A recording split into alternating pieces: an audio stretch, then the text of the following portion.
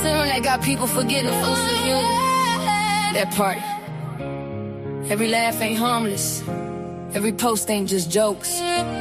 Some people smiling online, crying in real life. Enough is enough. Enough is enough. Why you tearing people down for fun? Why? You don't know what they carry when the camera done. Broken souls throw stones, then hide they hands. Cowards in comment sections playing God again. Karma don't miss, karma don't miss. And healing's still possible too. So either spread love or watch life humble you. Yeah. YouTube streets messy, everybody got a target. Creators throwing dirt like hate became a market. Mocking people daily, that spirit look haunted. Tell me who raised y'all, this behavior garbage. Laughing at depression, exposing folks' trauma. Then next shock when tragedy follow behind you. The evil energy, boomerang proper. Come on, pull up silent like a midnight robber. And honestly, do you watch my live? I talk truth, pain, growth, tears, real vibes. Not everybody built for the games online. Some folks want insult from losing their mind. That's facts, no cap. Y'all did the humiliation. Every live stream feel like public execution. Views over souls, cloud over humans. Then wonder why the whole world mentally ruined. Somebody mama crying at night. Somebody daughter hurt inside. Somebody praying not to give up while bullets screenshot pain for life. Shame on you, shame. You need healing too. Only damaged people wake up daily, trying to damage others too. Enough is enough. Why you tearing people down for fun? Tearing them down. You don't know what they fighting when the live stream done. Baby, no. Keyboard killers acting tough online. Whole time spiritually broken inside. Karma don't miss, no. Karma don't skip souls either. Every hateful seed gon' meet the reaper. So to the hurt and bully people, listen close. You matter more than these demons online.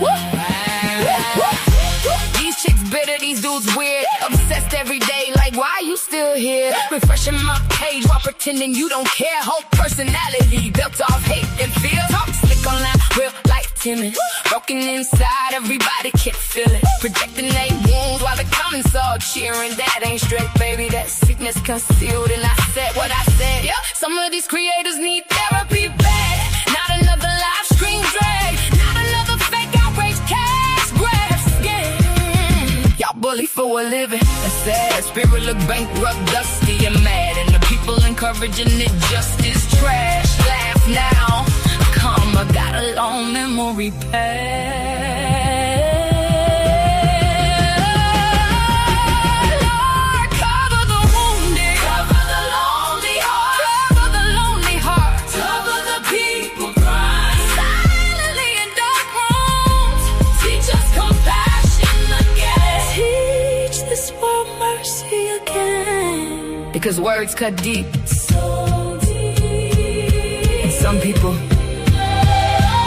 never recover. To everybody bullied online, you are not weak because you hurt. You are not crazy because you feel pain. And don't let these empty souls convince you your life got no value. The loudest bullies usually fighting demons they never healed from.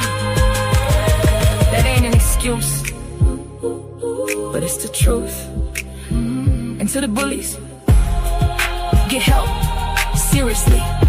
This obsession will tear his strangers apart every day. That ain't normal. Enough is enough. We need love more than ever now. More than ever. Too many souls out here barely hanging on somehow. No more glorifying painful views. No more clowning her forever new. No more mob attacks for entertainment. That darkness got consequences too. Karma don't miss, karma don't miss. And healing's still possible too. So either spread love or watch life humble you.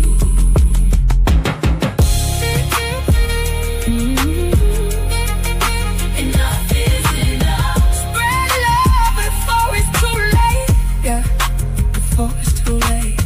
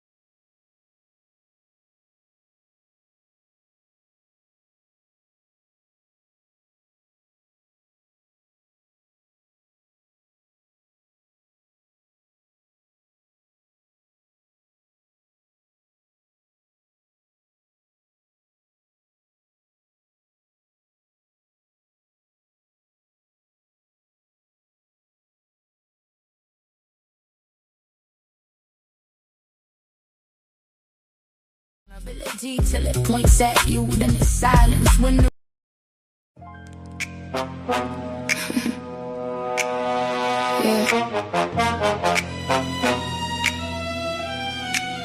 Shh.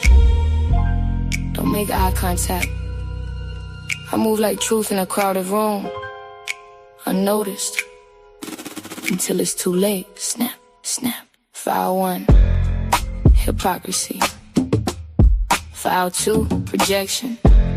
File 3, denial. Let's open the case.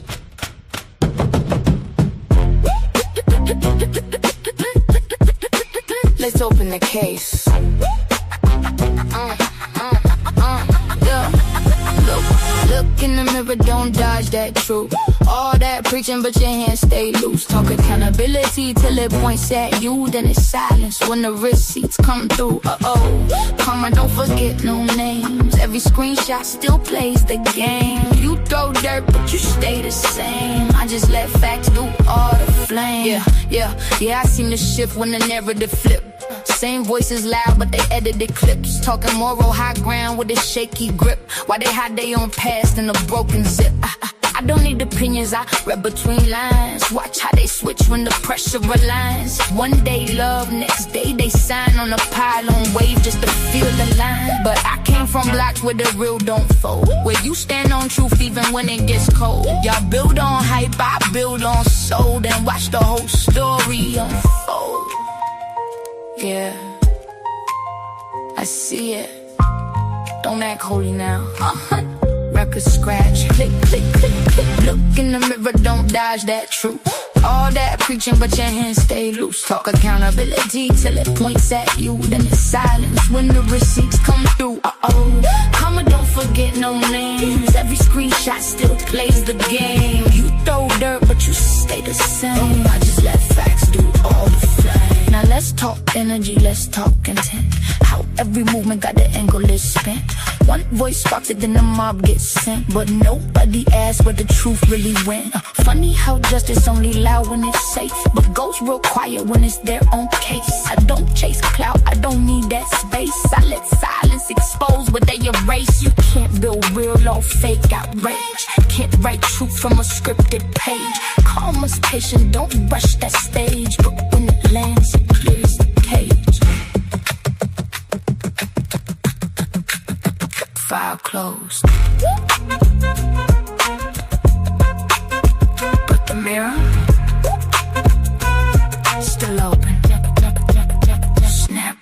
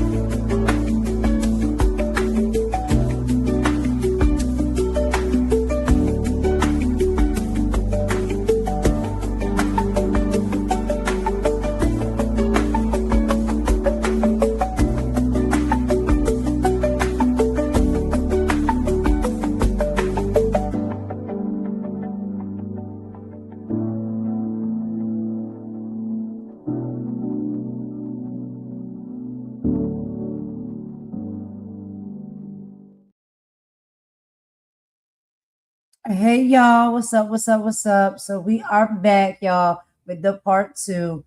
We had to get a few things done in the little break that we had to take and start things over, but we are back.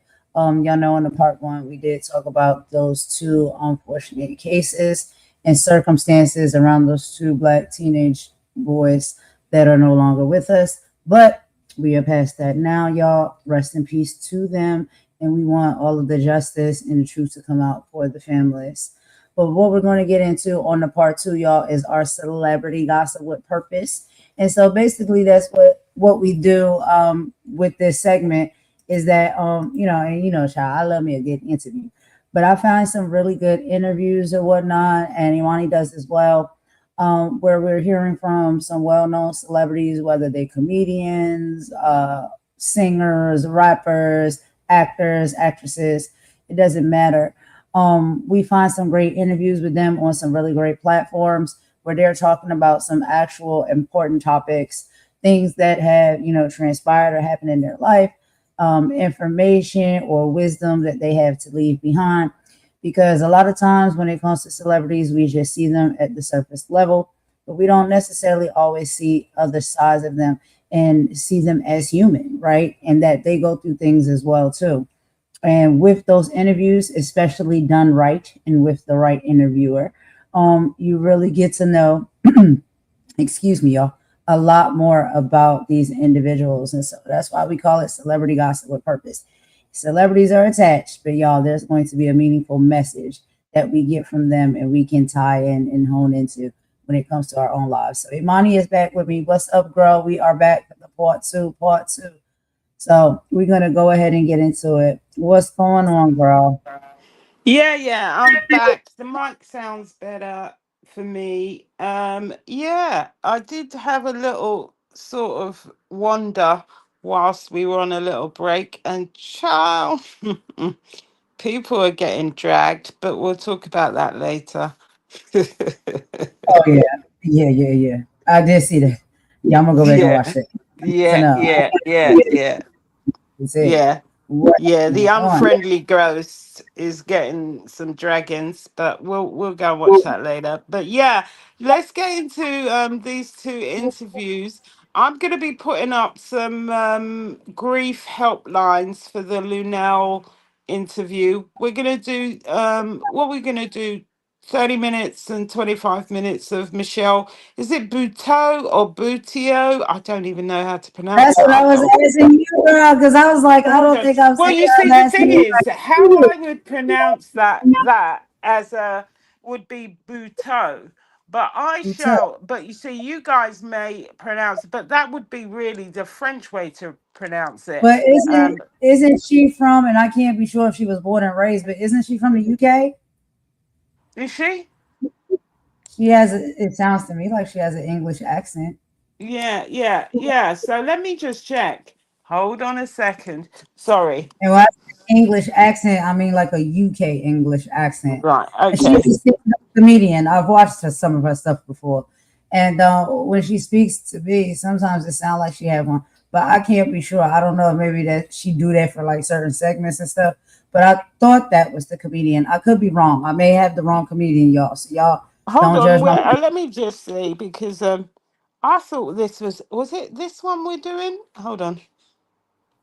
And we got Luenell first, so we're gonna do Yeah, Luenell. let's do that. Yeah, so we'll start with Yanel, and you can do the intro on that. Yeah. Yeah. So she's going to be sitting down with Tammi Mac. Let me give y'all a brief synopsis of what's going to be discussed right there with this interview with Lunelle. So if y'all did not know, Lunelle opens up about losing her mom. Rest in peace to her mother. I know. Oh God, I cannot imagine. I cannot imagine. Hey, listen. Sorry, Mhm. sorry, sorry. Okay.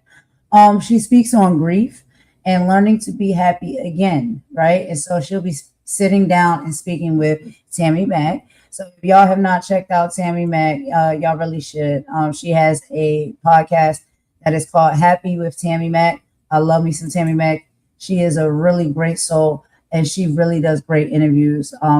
But yeah, so this is a raw and deeply moving conversation from, like I said, the Happy with Tammi Mac show featuring iconic comedian and actress Luenell. Known worldwide for making people laugh, Luenell pulled back the curtain on the deepest pain of her life, losing her mother. I can't imagine.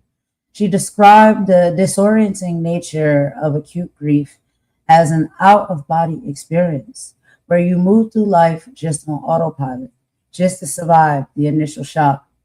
What made Lunelle's account so relatable was her willingness to discuss the complexities of grief, including having a complicated mother daughter relationship where love existed, but emotional closeness actually was missing. She shared how humor actually helped save her, recalling how her found recalling how she found herself laughing hysterically even during the time of her mother's funeral as a natural response to processing her trauma.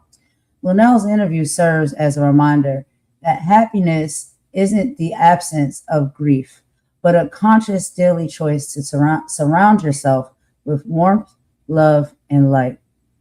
She talks about normalizing complicated grief. Why it's okay in your relationship with a late parent wasn't picture perfect. How humor and laughter act as survival mechanisms during our darkest hours, and practical ways to navigate grief and build a life that honors your peace still. And so I think y'all are really going to enjoy this interview. And I think a lot of us can relate to this because there's so many of us, you know, life will give us grief because we're not here for, ever. And we lose people the closest to us. Sometimes, their time has come, and sometimes, unfortunately, too soon. But loss is something that we will all experience and have experienced with our time here on earth. And so we're going to go ahead and get into that, y'all. Before we do, Imani, did you have a few things you wanted to add or you want to just jump right in? Let's jump right in. All right, let's get into it. Again, shout out to Tammi Mac. And if y'all have not checked out the platform, it is Happy with Tammi Mac podcast on YouTube. Excellent content, excellent channel, excellent person. I really, really, really love Tammi Mac. She has a beautiful soul and spirit, and she just has excellent conversations with people and really be able to like talk to them as like a sister girl or a friend, not just an interviewer. Imani, was you No, gonna say something? no, you're good to go. You're good to go.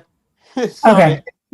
Oh, I thought you was gonna say something. Okay, let's hop right in, y'all. And per usual, we'll meet you in the chat. We're gonna make this fast. We don't want to keep y'all too much longer. Thank you so much for joining us earlier. Let's get into it.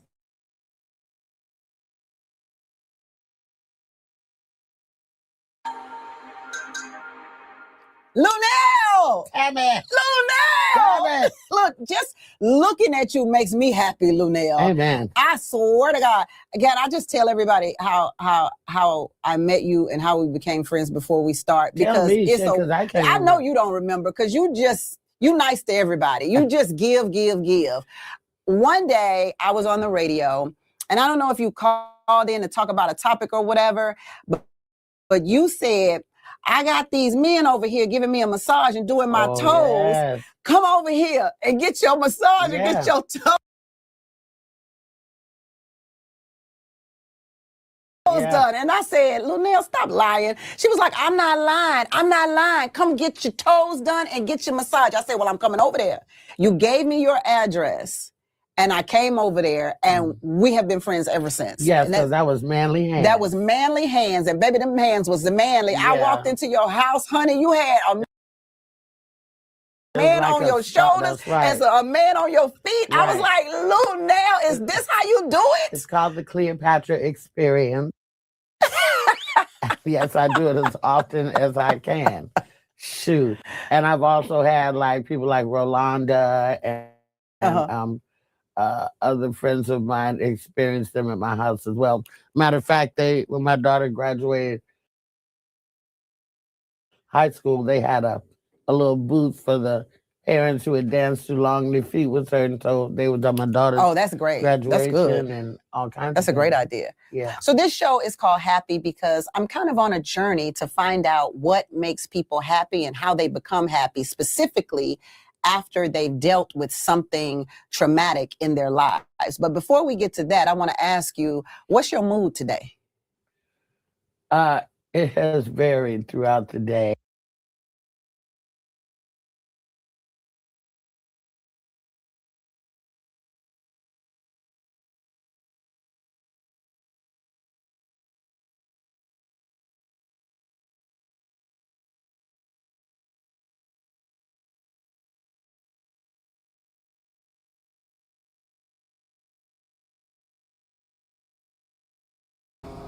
All right, y'all, give me 2 seconds. I'm gonna have to refresh again. Something very weird is still happening with my computer, but it's okay. It's being monitored, y'all. Let me just refresh real quick, and I will be right back. We'll get right back into this. I do apologize. I am so sorry. I will be right back.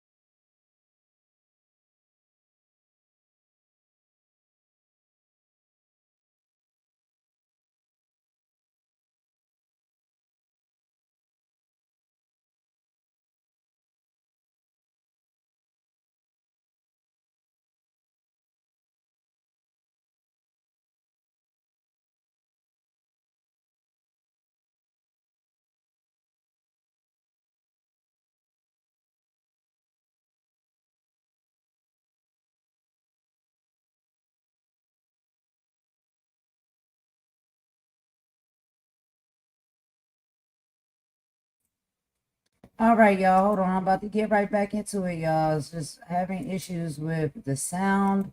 It keeps going in and out, so I have to keep resetting, y'all. So I really do apologize for that. It's so unprofessional, and it's not what I would like, but, you know, these things are happening. Stranger things are happening every day. Child, we gotta go ahead and get all this stuff under wraps. But don't worry, y'all. I'm getting it all back set up. Thank you so much for rocking with us. Anyway, Money, while I'm getting all this stuff set up, it's just taking me a little bit. You want to go ahead and give a little bit of your thoughts and feelings on what do you think about Lunelle's new journey in her life? And what do you think about, you know, her being with I'll Be Sure? I wasn't expecting it. I thought that was pretty cool. I mean, they had been cool and friends for a long period of time, but I didn't even realize that What do you think about that? Imani, can you hear me? Hello? I can't hear you. You can unmute. Or maybe it's some more mess that's going on that they're playing. You might have to drop down and come back, bro. I can't hear you. All right. She's dropping down and coming back. Oh, I swear. But, you know, we just said, God, fix it. Lord, fix it. Jesus. Make it go away, please. Because I am getting sick and tired of the manipulation. I really, really am. But I'm not going to let it steal my joy today. We're having a good day, and we have some good things we're going to get into and talk about. And I am not letting these people steal my joy today. I swear to you, I'm not. I'm not going to do it. But Lord knows it is getting under my skin. I cannot stand it. I just don't understand why people just can't leave people alone. Just leave people alone. It's not that hard. But anyway, y'all, we're just waiting for Imani. She's resetting, of course, because that on the mic settings, the audio settings, all of that keeps getting interfered with and messed with. And that's why we had to keep on restarting, refreshing, and all of the things. It's a pain, and you know what? Y'all, I really do apologize. I don't like unprofessionalism like this at all. We're trying to come and share a good production and conversation and show you all, and y'all don't deserve it.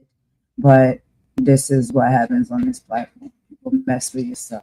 So anyway, y'all, we're trying to get it worked out. Give me just a second. We'll get everything back together. I really do apologize.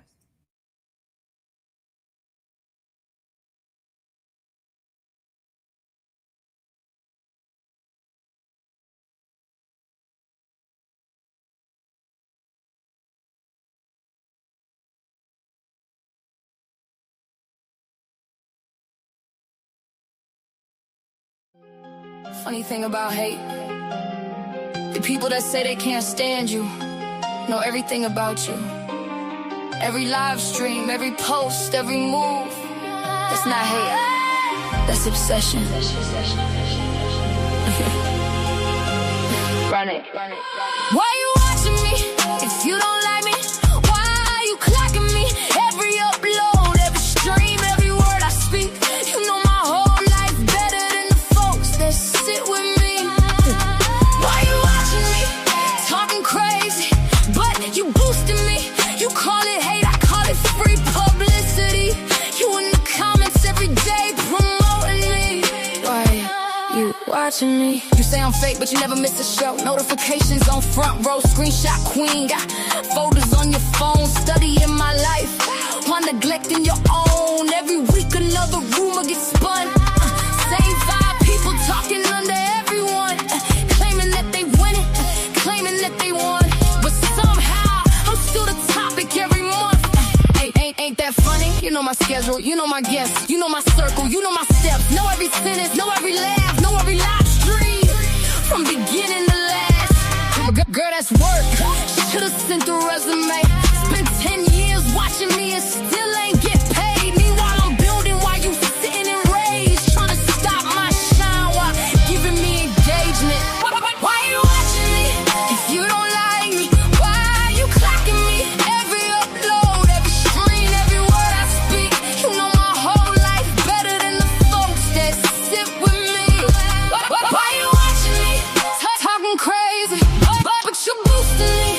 You call it hate, I call it free publicity. You in the comments every day promoting me. Why you watching me? Yeah, YouTube streets got detectives on patrol. Whole channel bitter on another woman's goals. Breaking down thumbnails, breaking down clothes, breaking down friendships, breaking down souls. Talking all day but accomplishing none. Living through drama like it's oxygen. Trying to recruit every bit of little frame, getting fake armies that collapse in the end. See, I learned something. Misery needs company. Happy people don't spend years on a hunting spree. Successful folks ain't checking who I talk to. Successful folks too busy making boss moves. The math ain't mathing. Let's be factual. If I was irrelevant, why you so attached to me? If I was finished, why you still react to me? You built your platform off reacting to me. I don't fear criticism. criticism helps people grow. But obsession, that's different. All right, y'all. Let's go ahead and test this back out. So, can y'all hear me? Imani, can you hear me? Let me see if I can hear you. Yeah, I can hear you. Okay, good. And I got, the other stuff fixed as well. So let's go ahead and just jump right back into the video. All right, y'all. Like I said, I do apologize. These technical difficulties keep on happening and we got to fix them. But let's get back into it. Let's hear something from Luenell. Meet y'all in the chat.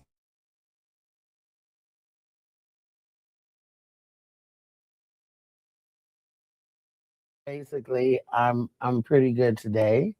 Uh, the weather is okay. It's not raining or anything, and I'm back in Los Angeles. I haven't been here for a minute because I've been working so hard. And Yes, you have. spending some time with my kid, and that's always fun. And So what word would describe your mood today? high, would that describe? Like high, H-I-G-H? Yeah. Okay. We like high, baby. We like high. And Well, what color would you describe yourself today? Well, I'm vibing off of the color of this room. I always like yellow because it does make me happy. And I was telling you, my kitchen has been recently remodeled, and it's like all sunflower curtains, sunflower rugs, sunflower dish towels, sunflower lining paper in the shelf lining paper. So you stay in a happy mode. I try to, because the other side is ugly. Oh. I want to talk about the ugly side, but not the ugly side of you, Luenell. Damn. Okay. I want to talk about the worst moment that you ever had in your life. What do you think that would have been? Oh, I guess probably when my mother passed away. Probably then, because you leave your body. You leave your body when your mother passes away. You're doing the motion. You're moving around. You're taking care of business and stuff. But later you won't remember anything because you've left your body. You're in a remote control sort of state. Mm-hmm. And I think that was even more so than I choose to probably acknowledge. It's affecting me. I think that was a terrible day. Do you remember the day? Yeah. My mother wasn't sick that I knew of or anything like that. I had a show at a place called Jeffrey's Inner Circle in Oakland, California. And I hadn't had my daughter. I wasn't pregnant with her yet. And I had talked to my mother that day about how her oxtail recipe, wanted to tell me step by step what she do to make oxtails, because she was really, really good cook. Tender, drop it, fall off the bone, oxtails. Pick up the bone and meat. Wait a minute, not oxtails. Okay, oxtails. I guess oxtails is pretty popular, child. I couldn't believe it. Imani, did you hear that? She said oxtails. Sorry, I had to go down and come back. So what bit did you get to? Where are we You at? missed talking about the oxtails. You want me to run it? Yeah, can you go back on it? Sure. Let's get into it again. Here we go. Everybody likes oxtails. You leave your body. You leave your body when your mother passes away. You're doing the motion. You're moving around. You're taking care of business and stuff. But later you won't remember anything because you've left your body.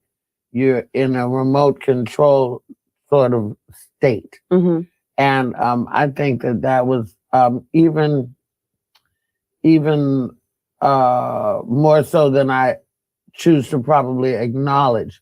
It's affecting me. I think that was a terrible day. Do you remember the day? Yeah. My mother wasn't sick that I knew of or anything like that. I had a show at a place called Jeffrey's Inner Circle in Oakland, California. And I hadn't had my daughter. I wasn't pregnant with her yet. And I had talked to my mother that day about how her oxtail recipe. Wanted to tell me step by step what she do to make oxtails because she was really, really good cook. Tender, drop it, fall off the bone, Pick up the oxtails. bone and the meat fall off type of thing. Because I like to suck it off myself, but if it falls off, that's okay. You know. Did you hear that, Tammi Money? It's talking about the oxtails. I was just saying, oh my God, not oxtails. How, what a coincidence. Everybody is talking about these oxtails. But anyway, girl, that was all. Did you hear that part? I can't hear you. You can Yeah, I unmute. did. I did. Mhm. Mhm. I just thought that was hilarious. But let's keep going.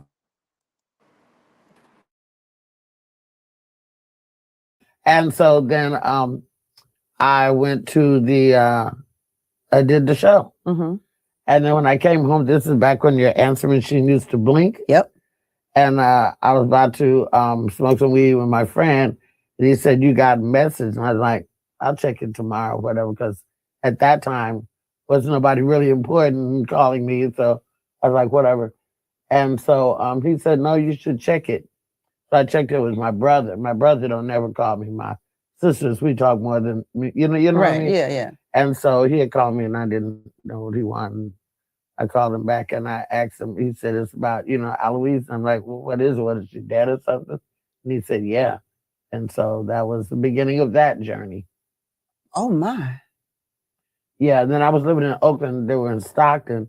So I didn't have a car and I had to call this old guy I knew to drive me out to Stockton, which is like over an hour away. And I started drinking and it was just it was a whole mess. Was it a whole mess the day you found out? Or was it a whole mess timeline-wise for quite some time? It was a whole mess from the day I found out to a few months after that. Months. But you were, I guess, high or either halfway high when you found out. Did you come out of your high? No, I went deeper. Because I started drinking, like this can't be. When I did get up off the floor, Right. because I went down for a minute. And, you start drinking on the ride from Oakland to Stockton, see? Because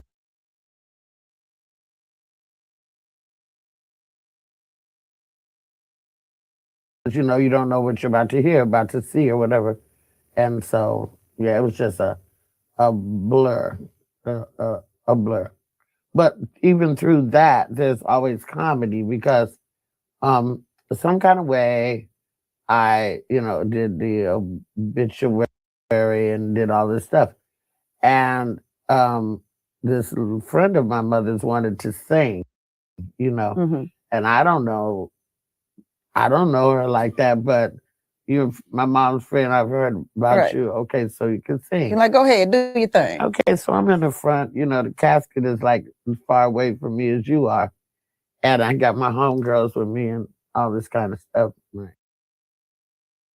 sisters and shit. And so this bitch starts singing. Yeah.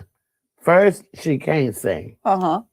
Second of all, she did the fucking the remix of whatever the fuck gospel song she was singing. So she got about five verses in. I'm like this, but I'm laughing like this is some bullshit. What is this bitch? Go shut the fuck up. I must go get about this guy to slap the shit out this bitch. And I'm cracking up. But people thought I was crying. Oh, they don't, but you were and they laughing. rubbing my back and shit. And I'm like, this motherfucking shit is insane. So that even in trauma, there's comedy. There is comedy in trauma. How would you describe the relationship between you and your mother? Pretty bland. There's a generation, and it's the one before ours, that was very not huggy, not affectionate. Lovey. Yes, affectionate. They weren't coochie coo, cuddly, and all that stuff. Right. It wasn't no curl up in dad's lap and watch the game with him or no nothing like that. So I think that It was very bland, you know. And then there was other stuff going on that made me a little rebellious, and so she really took the brunt. You know, the conflict was between me and her husband, Who was It's not your father. right. And so that, you know, she got the residual blow off of our problems. So it was just pretty bland and stuff, you know. But when you say bland, because you fell on the floor when you found out she passed away, and you were talking about oxtails the day before. So bland, it seems a little more than bland. Well, I feel like I've always loved people more than they love me. So I might have fell out, you know, because of that, because you're gonna miss your mother, no, bland or not. Right. But I'm saying that, you know, yeah, we sold, you know, I was in Girl Scouts, and I sold the cookies, Right. and took the piano lessons, and they moved me to the white school so I could get the better education, and had a car at 16 and all that shit. All the shit looked good, but it wasn't really that good, in my opinion, only because it wasn't affectionate. I was affection starved. You know, I had all the shit though. You know, this is my first time hearing this, like, because we never talked like this. Yeah, this is my first time hearing about this.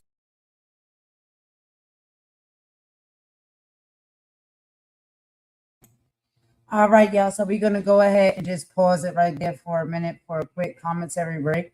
And guess what? Y'all know I told you Mama Warrior's in the building. And so we got some free time, child. Little Peanut ain't back yet. And Mama really can attest to a lot of what's being talked about by Luenell and her experience as well. And she had a few things she wanted to chime in and speak about. So Ma, I'll let you go first. Well, hello everyone. This is Mama Warrior. How y'all doing? Hope everyone's blessed and doing well. Welcome, and I'm glad you're here. And yeah, Luenell, one of my favorite comedians. I've always adored and admired her. She's actually very, very, very, very funny. But even to hear her in interviews before, she appears to be a real person, a true down-to-earth person, a very lovely person with a great heart. And when she was speaking about her mother, I found so many similarities in there. Me and my mother was very close. And when she passed on, I sort of really understand and agree with that out-of-body experience when you lose a parent. And I'm pretty sure there's probably some of us who have lost parents and lost loved ones who may have felt the same way. But I like the way she explained that, because I didn't really realize that that's how I felt. Like, you do feel like you're out-of-body experience. You're doing everything. You're preparing everything. Funeral homes, all that. You're doing all that, but you're not really doing it. It's as if it's not really you. Like you're in autopilot. Yes, like you're in autopilot. Exactly. And of course, we all know that it's a very painful and horrific thing to feel when we lose a loved one or our parent. And I did a lot, just like Luenell. I did a lot of drinking, and it was crazy, guys. It was crazy. I had a sort of suicidal thought or action I did. But I had a cousin, a lovely cousin I love very much, who actually saved me from trying to make that decision. I since have known that that is not the decision to make, but I just so desperately wanted to be with my mother that, you know, the enemy was telling me, hey, this is the quickest way. This is how you go and be with her. And of course, we know how the enemy tries to speak in your ear. But let's get to some more cheerful things about Luenell. I understand Luenell has a new marriage to Albie Shore. I think that is fantastic. It's lovely to see her start her life again after having something else we have similar, a love loss, loss of love, and being able to get up and start again. I am in the process of trying to get myself to that point. It's been 2 years now. And I am speaking to someone. That's all I'm going to say. Mama was speaking to someone. But it's a very hard decision to make. And I'm glad to see that she navigated through it and found her way back to love again. And I'm praying and hoping the Lord will bless them and keep them the wonderful couple that I'm sure that they are, and that she continues to be happy and continues to navigate a wonderful journey in her life. And that's just something few things I wanted to share about that. So, Thank you, Mom. yeah, I just wanted to share that with you guys. Okay. And Imani, if you're there, what do you think so far about what we heard, about what Lunelle is speaking on, and overall when it comes to like grief and loss, especially when it comes to a parent? What are your thoughts and feelings? Yeah, I do understand that loss of a parent. I can say that I looked after my mother until the day she passed. And I think the only way I could describe how I felt at that moment in time was it felt like for a second that my own heart stopped beating. Um, and I can concur with all the things that Mama Warrior says. You feel like, you want to go and you want to be with them. It's really, really tough. But some of the other stuff that she talked about that I thought was really good. She said that she surrounds herself. She chooses happiness because she knows what life looks like on the other side of emotional darkness. And she surrounds herself with bright yellow colors and sunflowers because they lift her spirit. She was talking to her mother about oxtail recipes just before she passed away. My God, oxtail keeps coming up again and again. That's what I was Um, saying. I was like, oh, tells yet yeah, again, you know. yeah. Girl, go ahead. And I remember, even the day of my mother's funeral, that it didn't matter how much I drank, it never even seemed to touch the sides, or even, I wasn't even drunk on that day. I just I agree. knew that I had had a lot of alcohol, but it Hmm. wasn't going anywhere. Right. Um, but um, but I think, yeah, the pain, it was indescribable. And I lost both my parents within 2 years. But I think the fact that I was literally dead with my mother up to the day she died was, it was just, yeah, it's just a pain you just don't forget, really. But Yeah, but you Amani, I and lost. I I have a think. lot in common when it comes to that. Like, y'all, the stories that you say that you experienced with that situation and Mama's, just listening to it, it's like almost it mirrors each other. I lost my father within 2 years too, Imani. Mm-hmm. Really? My Yeah. dad. Yeah, and I was raised as an only child. Let's put it that way. Yeah, yeah. I just do. I can still remember to this day, actually, even, the day my mum died. But, and I can understand that grief. But she seems really, she is funny, actually. Oh, But no, it's the fact that she can look at the other side, and you do see the other side. You don't ever forget. And I don't know. People say the pain gets less. I I don't think think. you think. I don't think it gets less. I think you think it's not your everyday thought after a while.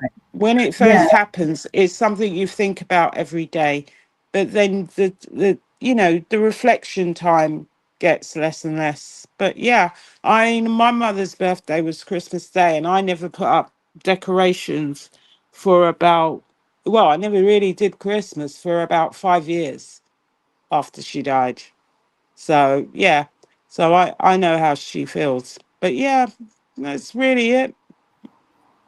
yeah, Mhm. it's really tough. And so, speaking as from the point of it, having lost from your actual parent, that was my mother's mother.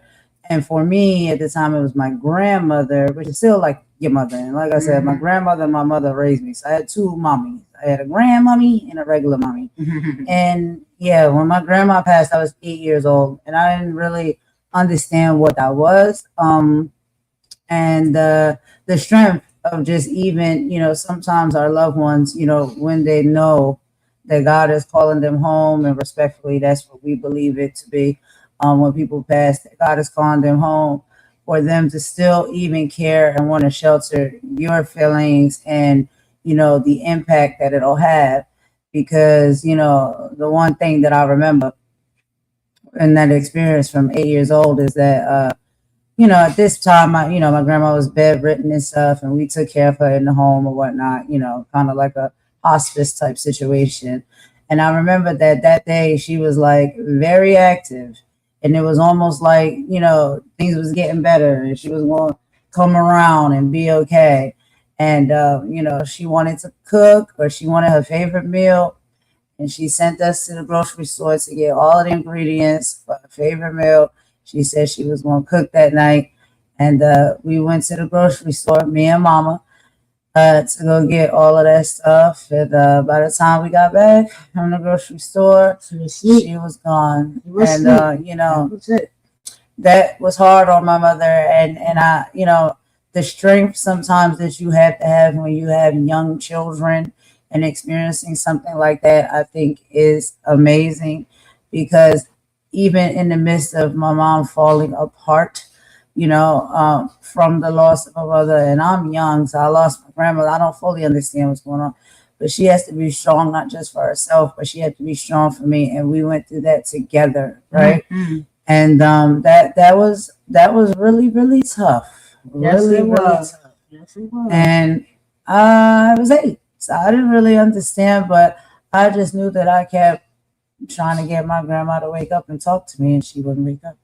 Yeah. So, and that was my grandma. That was her mother. So losing a parent, I can't, I don't want to think about it. And, it's okay to have these conversations, to talk about these things, because we all experience them and go through them. And it's not to make anybody sad, but it's just, you just never know what somebody's going through in their life, right? And we come on these platforms sometimes and we're fighting and fussing with one another, and dragging each other and cussing each other out. We don't know if maybe somebody is experiencing that at the Not same only time. that, talking about each other's parents and things like Talking that. about people's parents that Yeah. are no longer with us. Right. It's like, you can't imagine how much that hurts somebody's spirit, like to use that as a punchline or a drag or something because you're mad at the person. So, for me, I just feel like we just have to be kind to one another and really understand, like, life be life. But yeah, go ahead, Imani. Yeah, I was going to say the one thing that I did find funny about this was when she was talking about the funeral, because, you know, even though death is serious, you find comedy in the most unusual moments that you just can't believe. Because when she talks about that woman wanting to sing at the funeral, I remember at my mum's funeral, we called, a lot of the family friends the professional mourners, and we just Uh, knew Professional. they were going to be throwing themselves over. that coffin, and the weeping and the wailing was going to start. And obviously, we had quite a few weeks, because obviously, you know, it happens. You do, you know, you have your crying, and then, you know, me and my sisters, we went out and we, you know, we dressed my mum, and so we were laughing about the fact that she's gonna be so pissed if we don't get her hair done. And it was all this stuff that we were talking about, Exactly. that was about my mum, that was really funny. That when we Yeah. were, you're dressing her, we were saying, I was saying, look, I can just hear her now saying, don't you dare put that dress on me. And so we were really, really cracking up over the weirdest things. And it was funny. But then Mhm. the professional mourners were just, Mm. was like, we were all looking at it saying, did their mum die? Mm. Just, it was just Child, unbelievable. you And we were wouldn't even be able laughing in to the give that church. rest. We were I Right. believe laughing that. so much in the church that we were like saying, people, my, you know, there were family members looking at us going, what's wrong with you? Because it was just, because I just said to my sisters, here come the professional mourners. And But it was hilarious. I believe that God brings that moment to us at Yeah. those times because I had a similar experience where there was a little laughter as well because you think about your parent and you know what they would want and what they would prefer. But I think God brings that little bit of laughter in there to break up the to try to help to break up some of that mourning, if I can say. You know, God is very smart. He's so wonderful, and He just knows exactly how to show up for us when we can't show up for ourselves. He knows exactly how, you know? Yeah, He knows You just exactly. laugh at the weirdest things. I mean, I went with, you know, the girl that used to do my mother's hair to Mm-hmm. the funeral parlor with her. And Right, she said, you know, of course I'll do mummy's hair. So what happened, I can't believe I'm telling you this story, that what happened was I was holding my mother's head for her to do her hair. And as I was holding her head, my hand sort of dropped and it felt like my mother moved. And this girl started screaming in the funeral parlor. And I said, right, no, I said, no, it's me. I just dropped right, her head. She was so right. scared.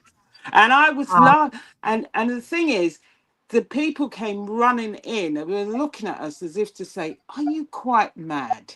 You know, because we were standing there laughing our heads yeah, off in the funeral, in the funeral home.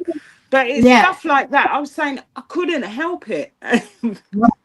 right. I got it. I got it. Yeah, yeah. Yeah, but you know, I think the best thing, you know, and one of the things that's just natural is just that, you know, even in the time of our deepest grief, God always finds a way to do something or have something in place to where, you know, you're not in ultimate sadness. You know what I mean? He finds a way to still bring a smile to you or some type of giggle or laugh, you know? So I think that, you know, that's just the grand design of things. But let's go ahead and get into some more of the video, y'all, and we'll move right along. We don't want to hold y'all up too long. We know it's Friday night. I Just got paid. Come on now. Okay, people might be wanting to go out and do something, y'all. So we're going to let y'all up out of here, but let's get back I into got it. my wish. Side of you. Well, you can know people for 40 years and still not know shit about them. You got that if right. you don't sit and have a conversation with them. But the things that I know about you, and I'm sure most of your fans know about you too, because you talk a lot of street talk, but that's not really where you're from. Well, no, I was raised in the suburbs of Oakland, California. You done lied to all these people, Luenell. No, I ain't lying. I went back to the hood. Okay, what had happened was, in the words of Jamie Foxx, what had happened was my folks moved me out of Oakland in about the third grade to move us to a nice new semi-prominent area of Castro Valley. They were working class people. My stepdad was a supervisor of custodians for Hayward Area Recreation and Park District. My mom was a LVN at Highland Hospital. So they were just working class people, but they did good with their bread, and they was able to move us from Oakland to a brand new house that had just been built, you know, a little nice subdivision Right. of brand new houses, and we got one, you know, but it was, you know, tomatoes thrown at the house and eggs and petitions and all that kind of shit. But I was young. So that's why I ended up with being able to get the piano lessons and the horseback riding lessons, swimming lessons. So when did you become the bad girl? When did you become the bad girl? When did that happen? Well, I think that I started being bad personally before I started being bad professionally. You see, so I was, you know, to run away for the weekend. You know, end up in the wrong place, the wrong time, hanging out with older crowds. Drugs. Drug dealers. You and I have that in common, the drug dealers. I saw your play. We have the drug dealers in common, sis. I saw your one woman show. And yeah, that was fun. And all that kind of stuff. So then when I started my comedy career, I was so cutthroat, so raw, and so unapologetic and stuff that my guy Rick Sullivan, who was a comedy promoter back then, he started calling me the original bad girl of comedy because I was doing bad things and I was just a little badass anyway. What did you love most about your mother? That she would sneak me money when I needed it. What do you mean by sneak? She your mama. She didn't have to sneak it. She did. Like, you know, if your dad says no and you ask your mom, and then she's sneaking too. And what was it that you got into it with her about the most? Yeah, I didn't really get into it with her. I got into it with her husband. And that made us get into it, but I didn't really get into it. What didn't you like about him? Oh, well, he was an alcoholic. He wasn't any of my blood. My mother that raised me is really my aunt. And so he was just a guy who married my aunt. But he was very dominant and stuff like that. And, you know, I don't know. You know. Wait, so you were raised by your aunt? Yes. Your mother's sister? My father's sister. So was it your aunt that died or your mother that died? See, Tammi, I didn't know your life was this complicated. Luenell. Convoluted story. What happened was? My mother and father were married. Your biological mother and father were married. My biological mother and father were married. This is them. Then her brother killed, you know, her husband, my father. She had 7 kids already, and I was the 8th. So he got murdered when my mother was pregnant with me. So I never knew him, and we don't know if he knew she was pregnant with me or not. Right. But all the other kids he knew about and had seen, but not me. And then my dad's sister, he had 2 sisters. They were all pregnant at the same time, the 2 sisters and my mom. But they both lost their babies and couldn't have no more kids. And so this one said, oh, please, oh, please, oh, please. I guess, you know, my brother's gone and you got all these kids. Let us help you. Let us take the baby. Let's take the baby. And she did. And she didn't send nobody with me or nothing like that. And she let them adopt me. And that's how I was not raised with my brothers and sisters. But I know them, and we all, you know, we kick it and all this because they never kept it from me. I just wasn't raised with them, which of course created resentment. You go back to Arkansas. All right, y'all, we're going to stop it right there for another quick commentary break. And like I said, most of this interview, I'm telling y'all for real, it has a lot, you know, similarities to things that have, you know, happened in my mom's life or whatnot. So she's going to be speaking more so with this interview and has more, commentary to give than I do. I have a few things here and there. But I'm gonna let her speak and I'm gonna let Imani speak. So go ahead, Ma, what you want to say? Yeah, so the subject that she just got done speaking about, how who raised her and who her mother was, is very similar to my story because the mother that raised me was my biological mother's best friend.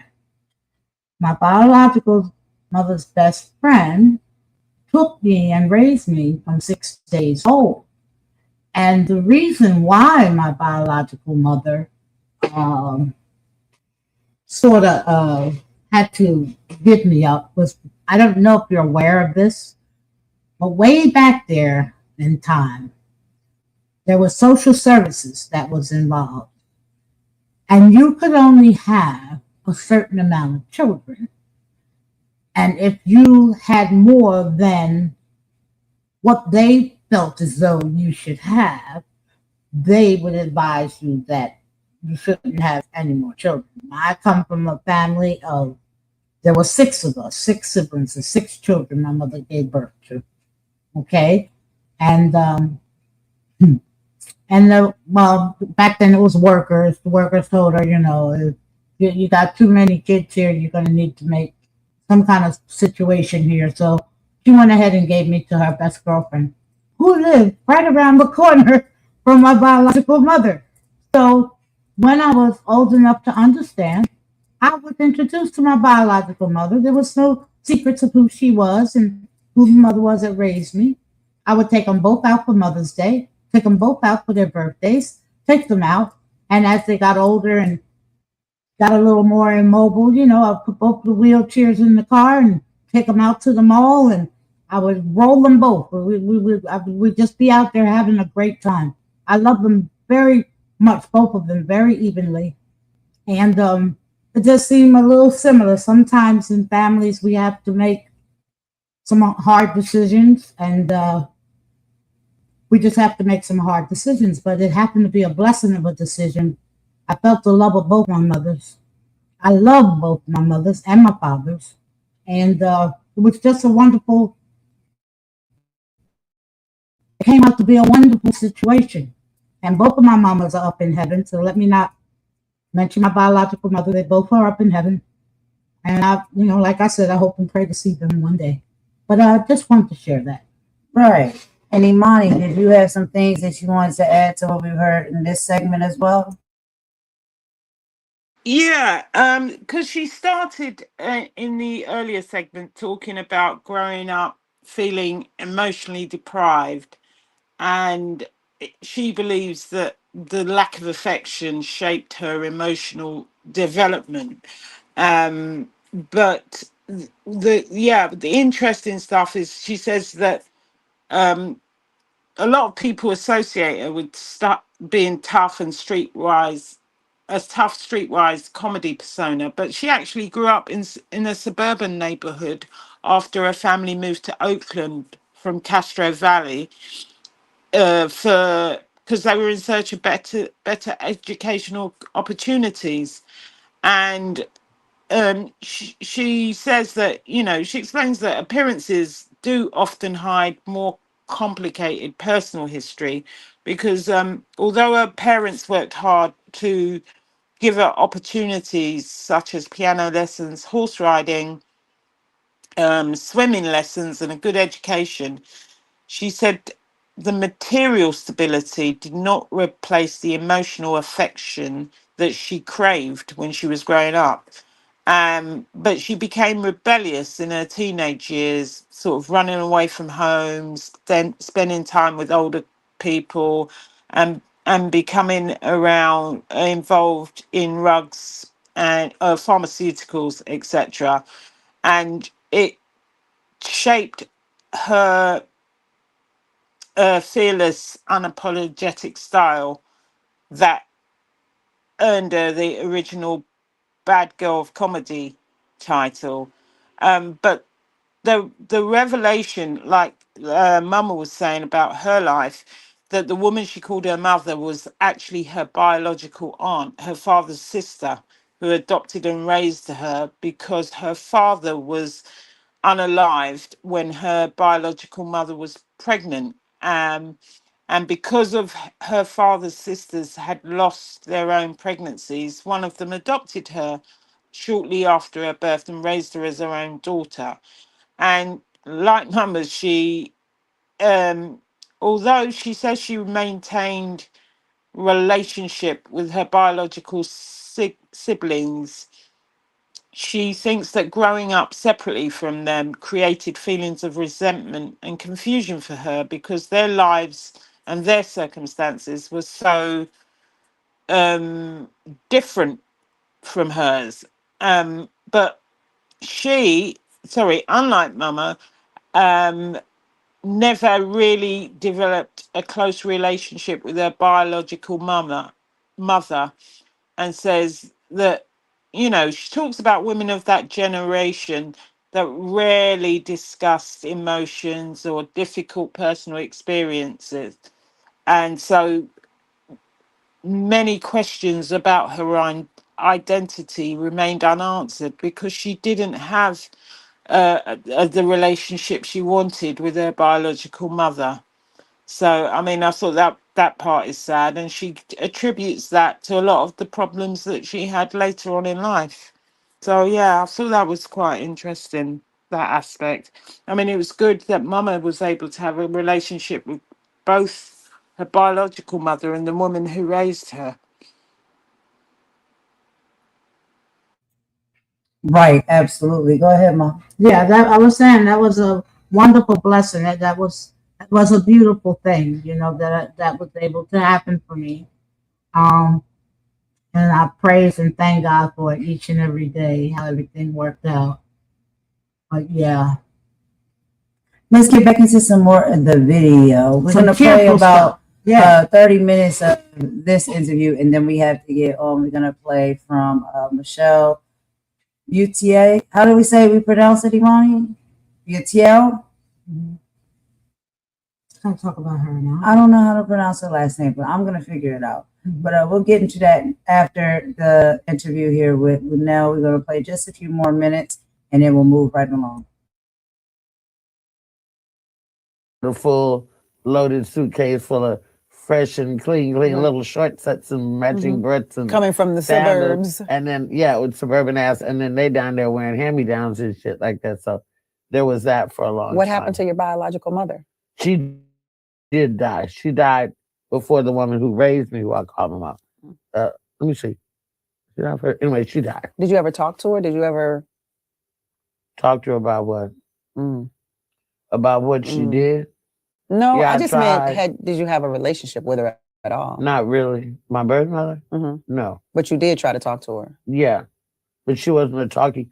Them women back in the day, they didn't talk. No. They didn't talk about sex. They didn't talk about relationships. They didn't talk about nothing. And so, I wanted to know our heritage because my mother's a red bone. She had hazel eyes, red hair, red, skin. And don't know that. Why would you give up the love child of the man you love so much, the last child you had? Why would you give that child up? I don't want to keep harping on this shit because my daughter's over there. She's heard it a million fucking times. And, it's like, Mom, you need therapy. Let that shit go. I didn't bring this shit up. You brought the fucking shit up. Well, that's why I got the couch. Yeah, we good, Danielle. We good. That's why I got the couch. Danielle, I'm sorry, Danielle. But in any event, that's my mom. So all that shit happened. And that's how I ended up in California with them. And he was abusive and alcoholic. And there was nobody to tell. I did tell, because I'm not one of them. I'm not a Cosby chick. I'm not going to have nothing happen to me and I'm going to hold on to it for 20 years. I'm telling right now. And somebody helped, but nobody did. So that's why we had conflicts. That's why runaways and da-da-da-da-da-da. Yeah. It all comes together now. Yeah. So would you say growing up you had a wonderful life, a normal life, or a effed up life? I would say I had a wonderful life to other people who were looking. It looked wonderful, but inside it wasn't that wonderful. But it was wonderful. I mean, I got a good education like they wanted me to, and I lived in nice houses and I had clothes and had lots of opportunities and stuff like that. But as soon as I could ride the You bus, out of there. yeah, I ran back toward the black people, which were in Oakland, not Castro Valley. Yeah. I went to school, educated with white folks, token, this, that, never could be on the cheerleading squad, never could be the lead in the play, never. Could only be in the cast, maybe, whatever. But baby, And look so at I you ran back to now. Oakland, right? Baby, look at you now. Yeah. I don't think I'm allowed to say what you got coming up, but look at you now. I mean, I got a lot of stuff happening. We'll talk about it at the end of our conversation. So all of this happens when your mother died, the woman you refer to as your mother, your only mother. Yeah. When she passed away, do you remember how it affected you? Yes. Well, my mother died. I got pregnant the next month.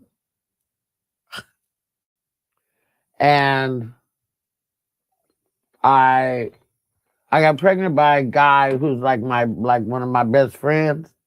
We were never like a couple, like held hands and we're together and nothing like that. We were just like friends, a fellow comedian. We were just friends and we were just fucking around and we got pregnant. We were both like, oh, well, okay, what now? Well, first of all, we remain friends to this day. Today's his birthday, as a matter of fact. Our baby daddy's birthday. Happy birthday, Dana. And he never said, well, it ain't my baby, or what you gonna do with it? I don't know what I don't want. He never said nothing like that. He was like, okay, well, this is what's happening. Because of that and not having the love get in the way, we've been able to remain friends and co-parent. Did you get pregnant on purpose? No, I had been fucking for years and I hadn't got pregnant. I thought I was No, I had an abortion at like 18. And then I think I had a miscarriage or something like that. But I hadn't been pregnant for years. I wasn't even thinking about having a baby. I didn't want no fucking baby. I just assumed that that's how the death affected you. Like you didn't have a mother, now you wanted to be a mother. I do believe the spirit of my mother was reincarnated in my daughter. My daughter carries my mother's middle name, Eloise. So, there's no reason for me, why did I get pregnant a month after that happened? It was only God. Yeah. And I was going to be going down maybe a not so good road had it not been for that, because I denied that. I didn't even get a pregnancy test. So I was like 5 months pregnant, 6 months pregnant. You didn't have a period for 5 months, and I was glad about it. Oh, happy day, early menopause, whatever. Yeah. If mine not on time, I'm like, oh, I'm pregnant. I ain't been pregnant yet. Pregnant, Tammi Mac? Huh? Can you still get pregnant? I can still get pregnant. What would you do if you found yourself pregnant? I would be happy. I would be happy. Would you? I would. I absolutely oh my God. would. Okay, well, let's see what we can do about that. Yeah. What do you think is different about you today than before Eloise passed? Well, I'm grown now. That was 30 years ago, almost 30 years ago. How did it change who you are? That didn't really change. She changed it. When your daughter changed it. Yeah, when I realized, oh shit, if there's a baby in there, it's got to come out. When it comes out, I'm gonna be a mom or something like that. Fuck do I do? I don't know. I didn't even have like nothing. I had 5 phone numbers in my wallet. I had about no diapers. I didn't have no bassinet. I didn't have a blanket. I didn't have no clothes. Then I'm like, I got 5 people. Somebody called somebody. I don't know what's going on. And I was actually on a set like this when I went into labor. I didn't even know I was in labor. The director at the time me and said, you're in labor. Then I went and had the baby. Well, when you were on set when you had your baby? Yes. Let me ask you this though. I don't want to miss this. You said that you'd had a miscarriage before, you had an abortion before. Yeah. Why did you keep the baby this time? I was stuck. I was in mourning from my mom. I didn't believe it. I thought I would miscarry again. I wasn't doing anything to take care of and nurture a baby. This is not No news to my prenatal daughter. pills. Nothing. No going to No, see and the. was still drinking and getting high. So when my girlfriend finally pulled me out the bed, like, bitch, we're going to the doctor. You're fucking pregnant. And I'm like, what? And we went and got the blood test. Uh-huh. And I was like, okay, do that again. And then he did it again. And then I was like, and so then I did go to my mom's grave. I went back out to Stockton and I sat on the grave and I was like, if I am to have this baby, please send me a sign. Send me a sign because I don't know what's going on. So I didn't have a car. I had gotten a ride. The next day I was going to the store to buy some orange juice and I walked past this car and it was like overnight, my stomach went blue like that. And I looked in the car window and I was like, oh no, it's true. You really didn't believe it? No, because I just knew that the Lord would not give me a baby without my mother. What the fuck am I supposed to do? When you look in the mirror and this bloop, oh shit. I still say that, but there's no baby inside. I go, oh, shit. There ain't no baby there. Ain't no baby there. You should have must have left one in there. That must be it. They didn't all come out. I Get know. out. I'm going Get to out. get They this didn't shit all come checked out. And I think there's a 28-year-old My in my stomach belly. too big. Yes, Somebody's in there. exactly. Gotta be another one. When you came to grips with this is gonna happen, I'm gonna have this child.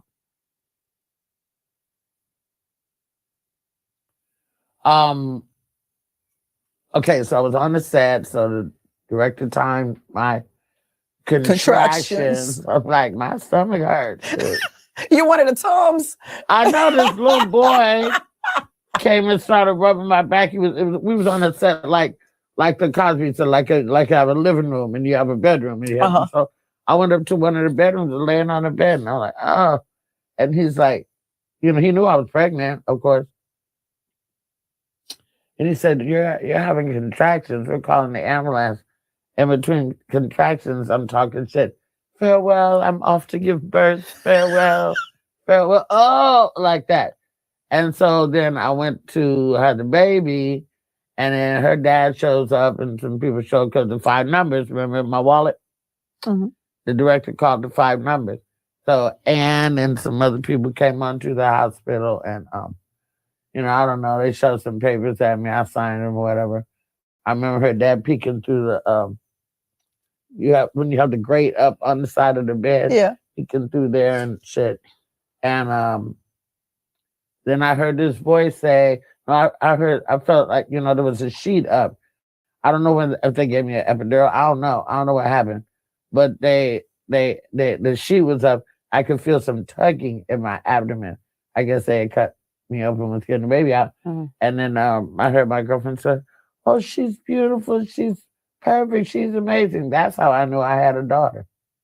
Because when my girlfriend said. And then, at some point you're going to be left alone with this motherfucker. Like, yeah. Are you hungry? Let me know. You wet? What are we doing? You figure it out. You weren't ready. How did you get ready? Because she was here. Mm-hmm. You're here. You got to get ready. I think that motherly instinct kicked in, like nature. Mm-hmm. You know what I mean? Yeah. Like you may not have known what to do, but now instinctively you do know what to do. And it became great. Do you think Janelle was the first time you smiled after Eloise died? I still wasn't smiling. Why did I know you were going to say that? I'm trying to be all... I'm like, what the fuck are we doing? No, I don't think that she was the first time I smiled after Eloise passed. I think it's the first time that I felt anything. Ooh. After that. Ooh. Yeah, because you said you went numb. Yeah, I think it's the first time I felt anything. Because then now you have something, nobody can take it away. It belongs to me. No, I'm, nobody can say you're not good. This is me. This is mine. I made this some kind of way. God, now I have a kid licking up at me like, I got to figure this out, And you did. Yeah, clearly. Yeah, because she's amazing. Yeah, she's right there. Yeah, I'm not saying that because she's right there. No. But you talk about her consistently ad nauseum all the time. I know. Like, these mothers, they're always talking about their kids. Yeah, my kid's better than everybody else. That part, yes. So when was the first time you smiled after your mother passed? Probably at her. I mean, I don't know. The next day you might smile about something, but smile from inside. Yeah. It was probably at her. Yeah? Yeah. And when do you think you were happy again? After the numbness, after her death? When do you think you were happy again? Well, it was really peaceful when she was little and would sleep, and like the house smelled like downy because you're constantly washing, making fluffy blankets and things, onesies and shit. Just when a baby's sleep and you're washing dishes and the dryer's going. And so that makes you happy or made you happy? Yeah. Really? Yeah.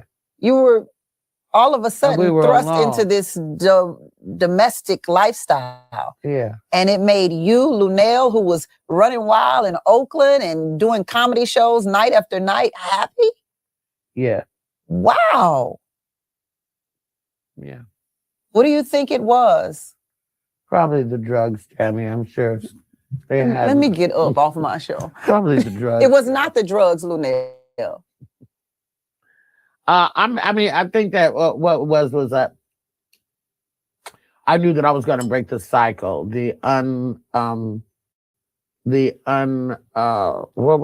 unaffectionate cycle. I knew I was going to break that.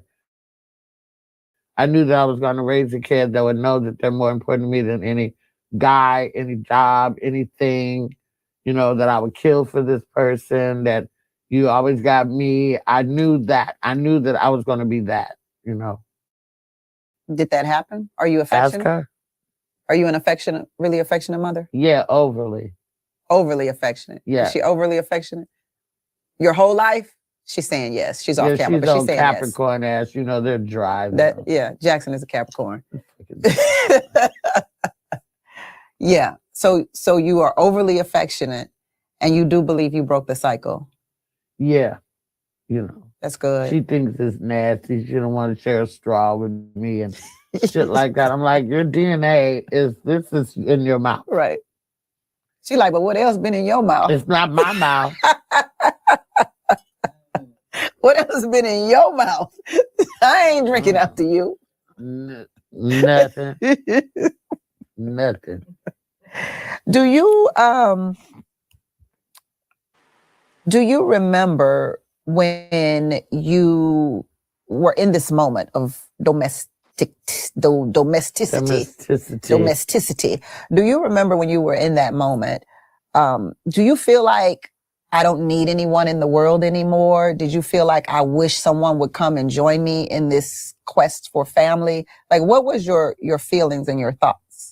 No, I was cool. My baby daddy was definitely there like every day. And, forgot about me. He would run in and run past me and go to the baby. I'm like, hi, it's me, the uterus. Remember? I birthed her. I carried her. You put her, hi. Remember me? It was like that for a while. But no, I was cool with the domestic trip. It's like a switch flipped inside me. And I was mom. All right, y'all. So let's stop it right here and take a quick commentary break, y'all. I apologize about that. I had to run to the door real quick. But yeah, go ahead, Imani. I'll let you go first with some of the things you were hearing in this portion and segment of the interview.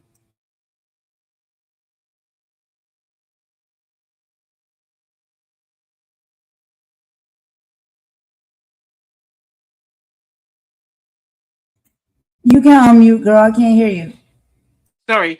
Yeah, she talked at the end of the last section about her abusive stepfather or adoptive father, her adopted mother's husband, who was controlling, abusive, and alcoholic. And uh, and she reported the abuse, but nothing was done about it. But she said, looking back, her childhood appears successful from the outside with good schools, opportunities, and a comfortable home. But internally, she struggled with emotional pain, abuse, and a sense that she never belonged. And she also says she felt racially isolated by, while she attended predominantly white schools. She explained that despite her achievements, she often felt excluded from leadership roles and socially accepted. And that experience, that influenced her identity and her determination to succeed. And then she moves on to, obviously, after the loss of her mother, she found out that she was pregnant. And she describes her daughter as a blessing that arrived when she needed purpose the most. um and she talks about the fact that the birth, you know um motherhood activated instincts she never knew she possessed. And feeling um rather than feeling completely, she rather than feeling completely prepared, she explains that the responsibility itself taught her what she needed to know, with her maternal instincts It just kicked. being gradually replacing her fear and uncertainty. And she started to feel happiness again after her mother's passing. And she Right. smiled because her emotional healing only began after her daughter was born, because for the first time she once again felt connected to life. And the other thing that I thought was really important, that she consciously decided to break the cycle of emotional distance that she experienced growing up, because she wanted her daughter to know every day that she was loved, valued, and always became before her career, relationships, or anything else. And I think that was a really uplifting end to the sadness she felt, that was the joy of the birth of her daughter, and wanting not to repeat the cycle of behavior and emotional distance that she had suffered as a child. So I thought that was good, you know, and it's how purpose can come from profound grief, um, you know, and that her motherhood came at a time she was really emotionally lost, and it restored some meaning to her life. So I thought that was particularly good point, that she was grieving, but then out of that came this great joy. I absolutely agree. And that's why I said I think, like, these interviews and conversations or whatnot are really important for us to listen to. I mean, some people may want to, some people may not. But, to really get to know people on different levels, especially when they're in, like, the celebrity category or tier, we see one side of them. We see what they do for a living, to entertain and put on for us. But when we really listen to these interviews, we get to know a lot more about their character and who they are and how they literally become who they are. A lot to do with, and mostly almost all of the time, to do with our experiences and our journeys through life. And so, I thought that was this is a excellent conversation. And a lot of the things that she was saying, like I said, mom can even attest to. A lot of it is very similar, right? As far as like her experiences and things she's been through. And it's not even just about all the time what you experience as a child and growing up. Even some of your experiences as an adult, you're still growing and navigating through life, and it's still forming you into be the person that you're going to be. at some point in time when that growth is finished. And we know that as humans, we are growing constantly, growing, elevating, changing, shifting. All of those things continue to happen no matter how old we get. Um, as far as the motherhood situation, it was funny, not funny, but she was being real. She was being raw and honest. Like, and she alluded to the fact that like, yo, she really at the point when she was pregnant was just like, I don't really know what this is all about. I don't really know how to do it in a healthy way, a proper way. I'm kind of trying to wish it away. And I'm still doing the things that I do. Like this is just a situation that's happening here on the side. I don't really know nothing about that. And so she continues to just, move and shake like she used to move and shake. And her friends are like, listen, girl, you pregnant. You can't be doing these same things no more. Like you gotta do this and you gotta do that. And you gotta stop this. And you gotta stop that. And like you said, it's not necessarily that she was prepared for motherhood and knew what she was doing. It's just the maternal instinct kick in. And I think that's the blessing, that comes with us being, created, how we've been created. We have been structured to just have certain instincts and things that kick in when necessary, and I like to, give that thanks or whatnot to God. And I know, spiritually, other people may have different things that they believe in and can, account that to. But I just think that God creates us in the creator, period. However you see that creator knows what they're doing. They knew what they were doing when they created us, women, females, or males, right? And especially when it comes to females, and that's because I'm only speaking from a female perspective. It's just like, certain things will just tap in and you don't know where they come from. Like you didn't study, you didn't read no books, you don't know. It's just natural instincts that just kick in and you just go. You go and you learn as you go and you follow that path, And the beauty of a lot of what I believe to be true as well when it comes to the creator and God is that a lot of times when you're in your darkest moment, you never know how or what God may put in your life, to pull you out of that or to save you, from yourself or things that could be detrimental for you. And for her at that time, when she probably was at her lowest and her darkest is the loss of her mother. And with one loss, God will always present something else, another life.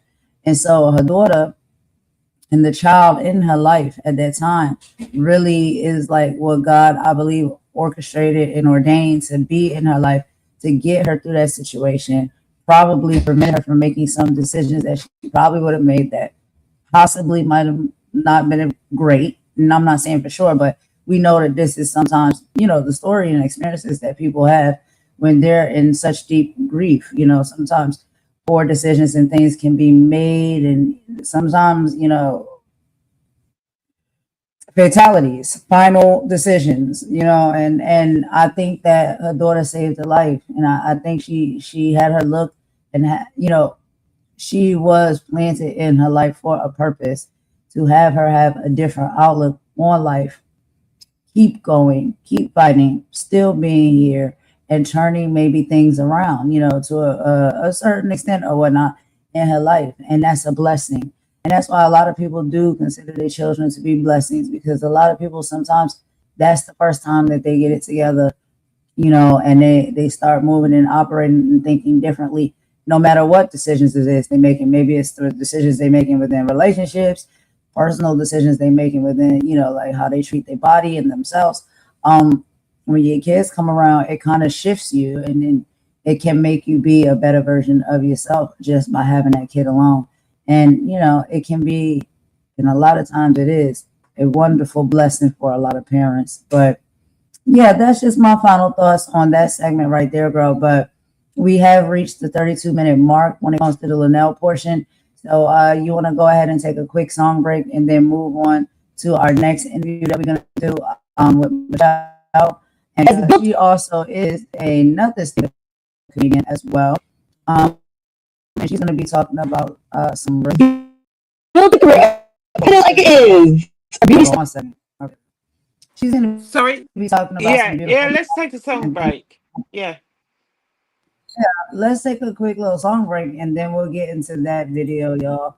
And I'll give y'all a brief synopsis when we come back, as far as all of the things that she will be talking about and discussing within her interview. And she's going to be sitting down with, none other than Angie Martinez, y'all. And we love us some Angie Martinez over here. So we'll get into that in just a moment. Let's take a quick song break and we will be right back. You can go ahead, Imani, before we go. No, let's take a song break. Okay. All right. We will be right back, y'all.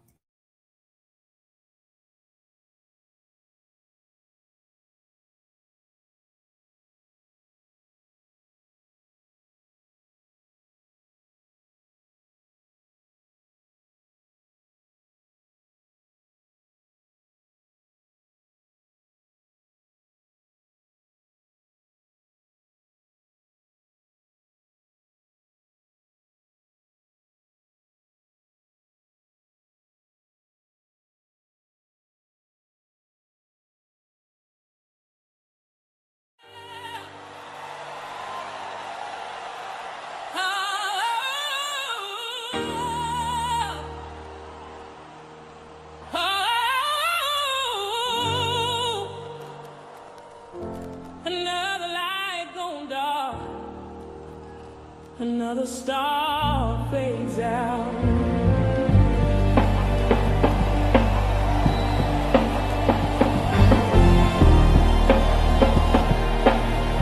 Yeah.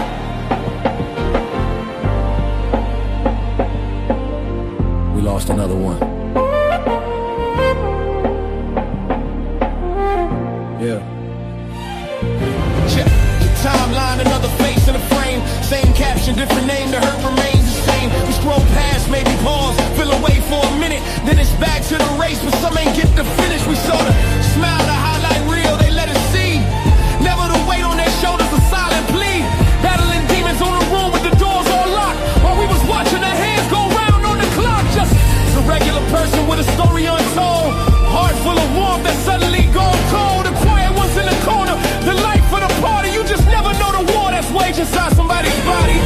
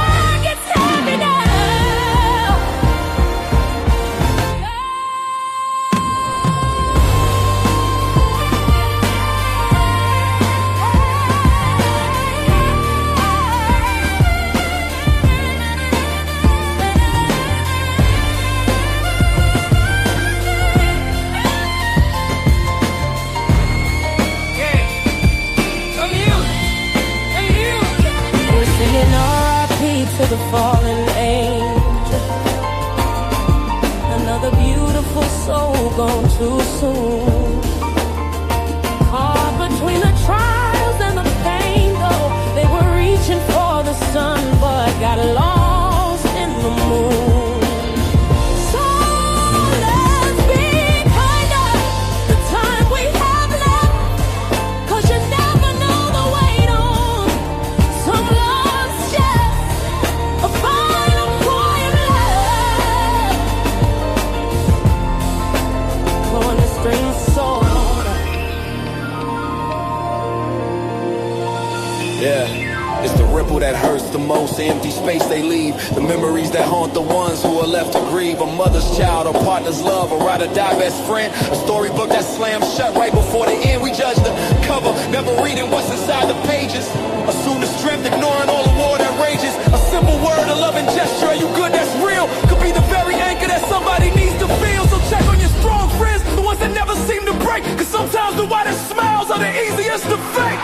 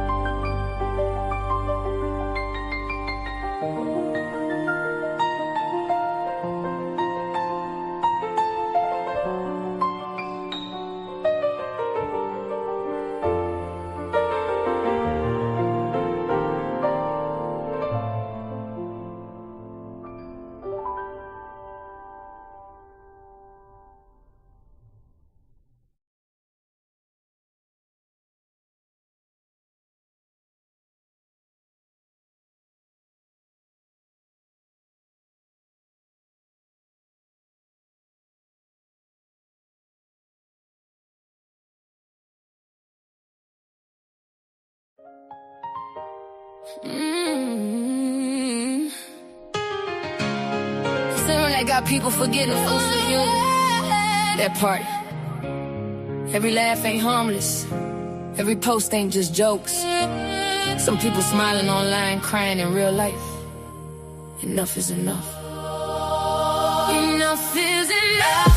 Why you tearing people down for fun? Why? You don't know what they carry when the camera done. Broken souls throw stones, then hide they hands. Cowards in comment sections playing God again. Karma don't miss, karma don't miss. And healing's still possible too. So either spread love or watch life humble you. Yeah. YouTube streets messy, everybody got a target. Creators throwing dirt like hate became a market. Mocking people daily, that spirit look haunted. Tell me who raised y'all, this behavior garbage. Laughing at depression, exposing folks' trauma. Then next shock when tragedy follow behind you. The evil energy, boomerang proper. Come on, pull up silent like a midnight robber. And honestly, do you watch my live? I talk truth, pain, growth, tears, real vibes. Not everybody built for the games online. Some folks want insult from losing their mind. That's facts, no cap. Y'all did the humiliation. Every live stream feel like public execution. Views over souls, cloud over humans. Then wonder why the whole world mentally ruined. Somebody mama crying at night. Somebody daughter hurt inside. Somebody praying not to give up while bullets screenshot pain for life. Shame on you, shame. You need healing too. Only damaged people wake up daily, trying to damage others too. Enough is enough. Why you tearing people down for fun? Tearing them down. You don't know what they fighting when the live stream done. Keyboard killers acting tough online. Whole time spiritually broken inside. Karma don't miss, no. Karma don't skip souls either. Every hateful seed gon' meet the reaper. So to the hurt and bully people, listen close. You matter more than these demons online. These chicks bitter, these dudes weird. Obsessed every day, like why you still here? Refreshing my page while pretending you don't care. Whole personality built off hate and fear. Talk slick online, real life timid.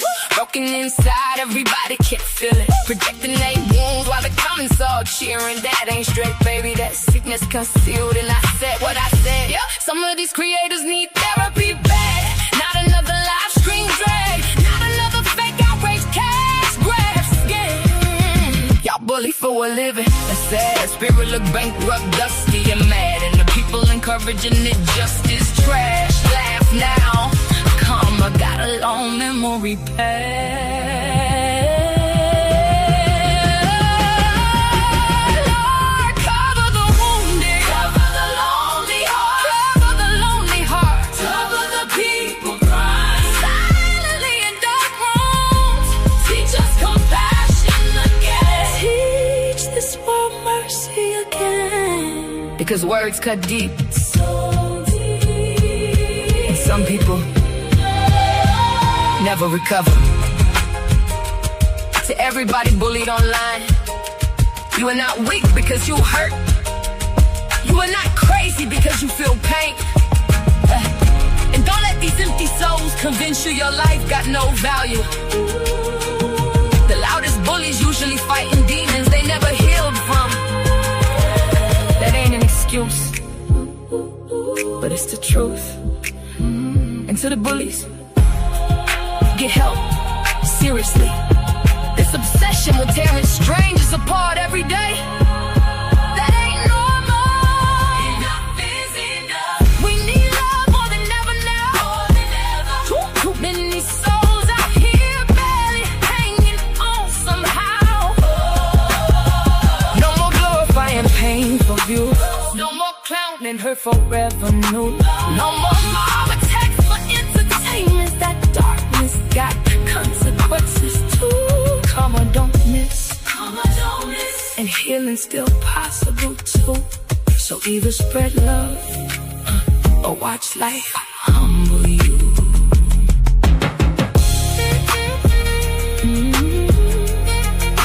Enough is enough. Spread love before it's too late. Yeah, before it's too late.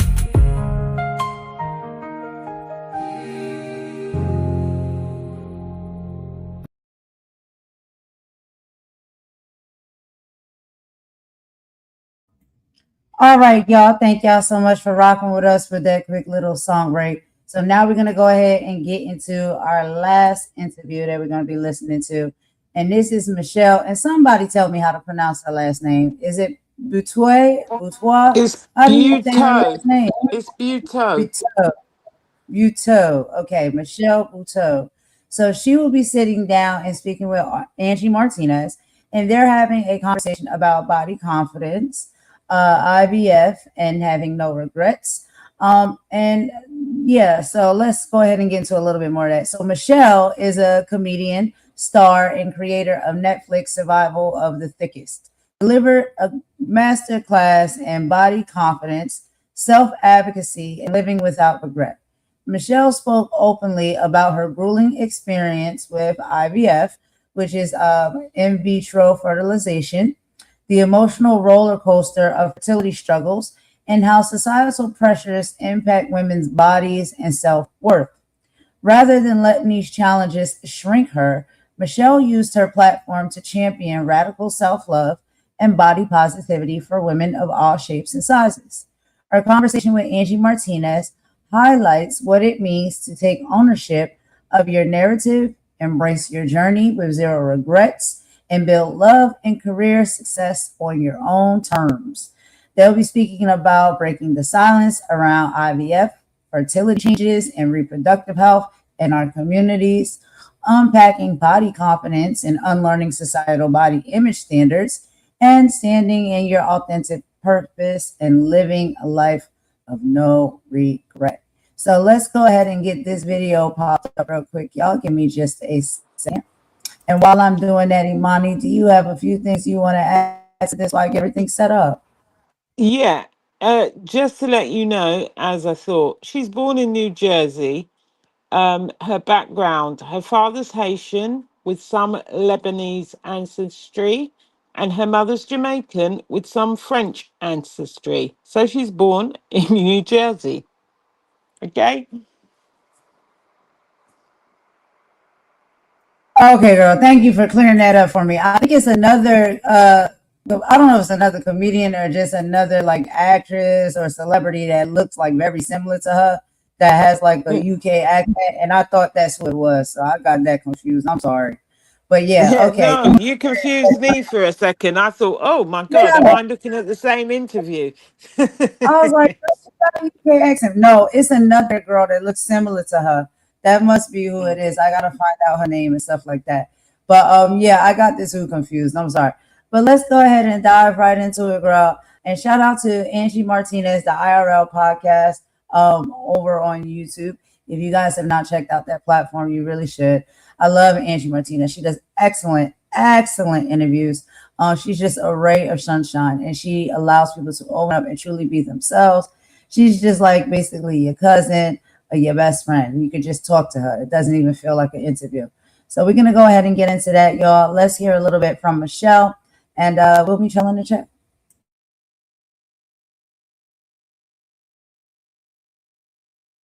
Standards to dating to motherhood. She has never been afraid to say the quiet part out loud and make us laugh while she's doing it. She's carved out a lane that is entirely her own, from making history as the first woman to film a comedy special at Radio City Music Hall. That's right. That's pretty cool. Thank you so much. To adapting her best-selling essay collection into the hit Netflix series Survival of the Thickest. She is now back for her third and final season. Please welcome Michelle Buteau.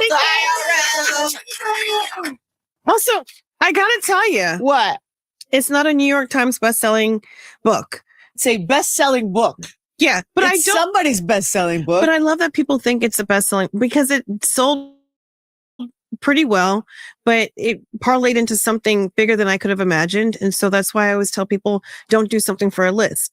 Wow. Do it the way you want to do it. At the time when the books came out and it Yeah. wasn't, and it didn't hit New York Times bestseller, Yeah. did you think of that as something like you didn't achieve a certain?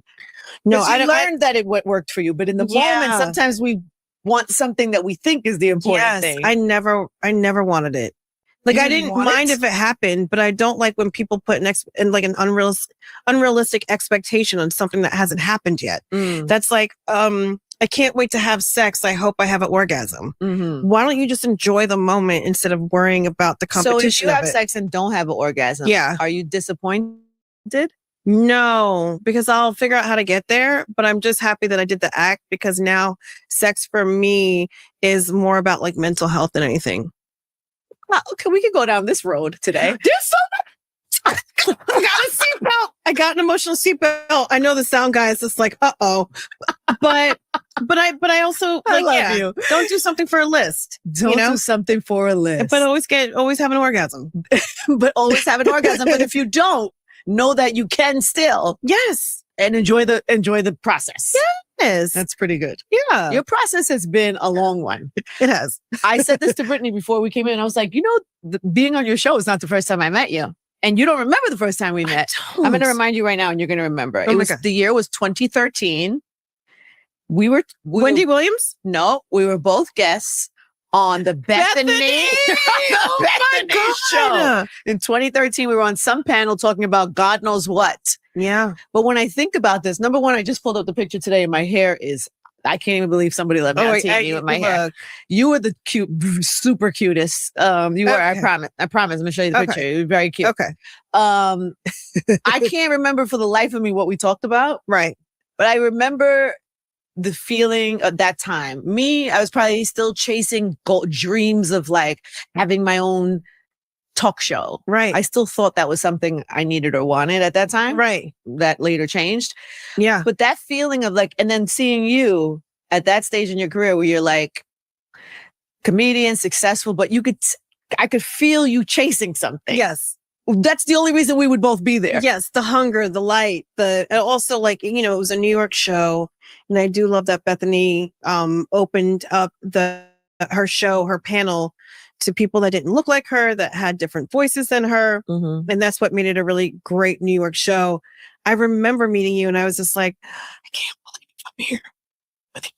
Like, no, stop. No, truly, because, I grew up listening to you. And so you've shaped like some of my, adulthood, my youth going into adulthood. Right. And so I'm just like, I can't believe, like, I really feel like that was kind of like a little, like I made it mark when I started, sitting on stages with people that I admired.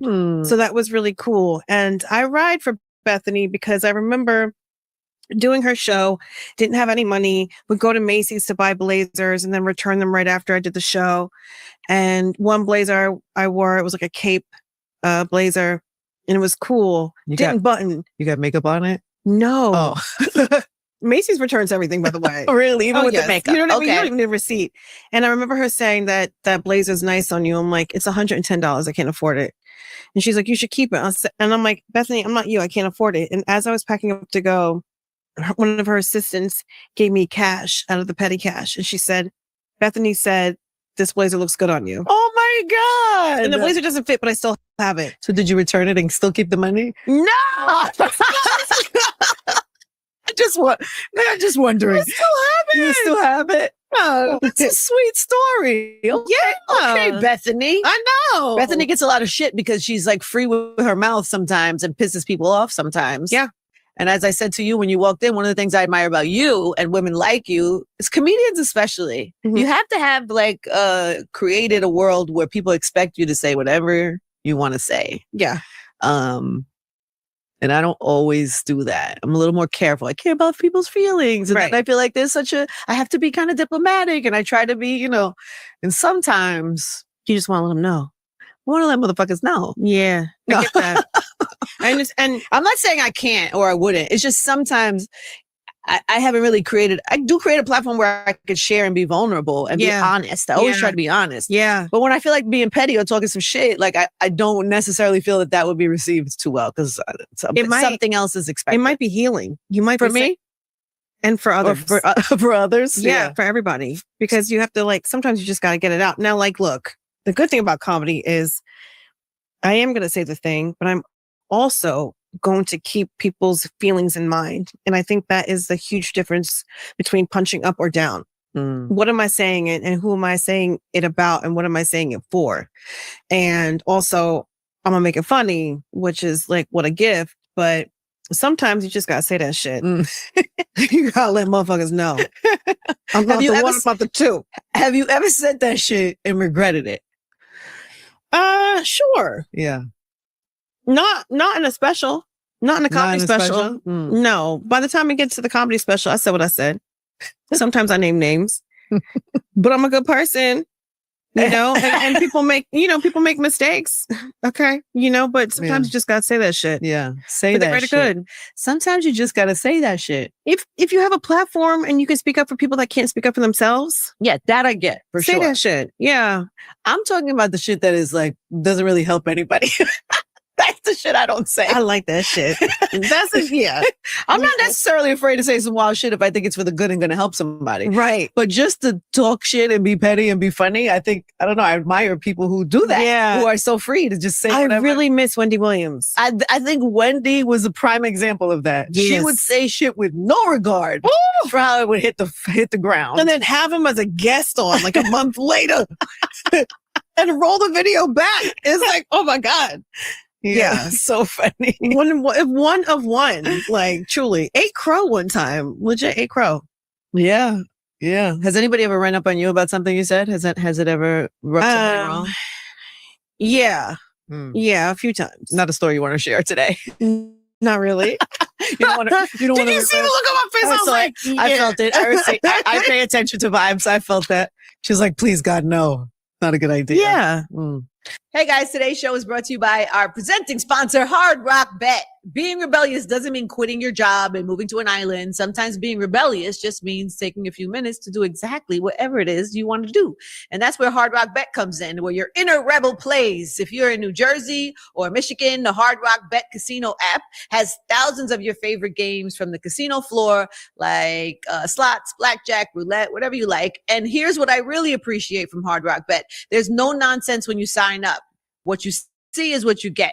If you don't win in your first 24 hours after signing up, you get up to $1,000 back in casino bonus to play again. Plus, you get 500 bonus spins for cash eruption with winnings paid in cash. Now, Florida, listen up. Hard Rock Bet isn't forgetting about you guys. If you like slots, they have something for you too. Check out games powered by Pass Motor Racing. It's not a social casino. These are real money games that are thrilling, fun, and exciting, and you can play with as little as 20 cents. So you can try your luck at a All right, y'all, let's go ahead and stop it right there for a quick commentary break while I skip this. Let's move past this, but you want to go ahead and start off, Imani? Yeah. What was I going to say? Yeah, in this first part, she talks about success not being measured by awards or prestigious lists. And although her book sold well, it was not a New York Times bestseller, and she believes fulfillment comes from creating meaningful work rather than chasing external validation. She also encourages people to enjoy the journey instead of becoming consumed by the end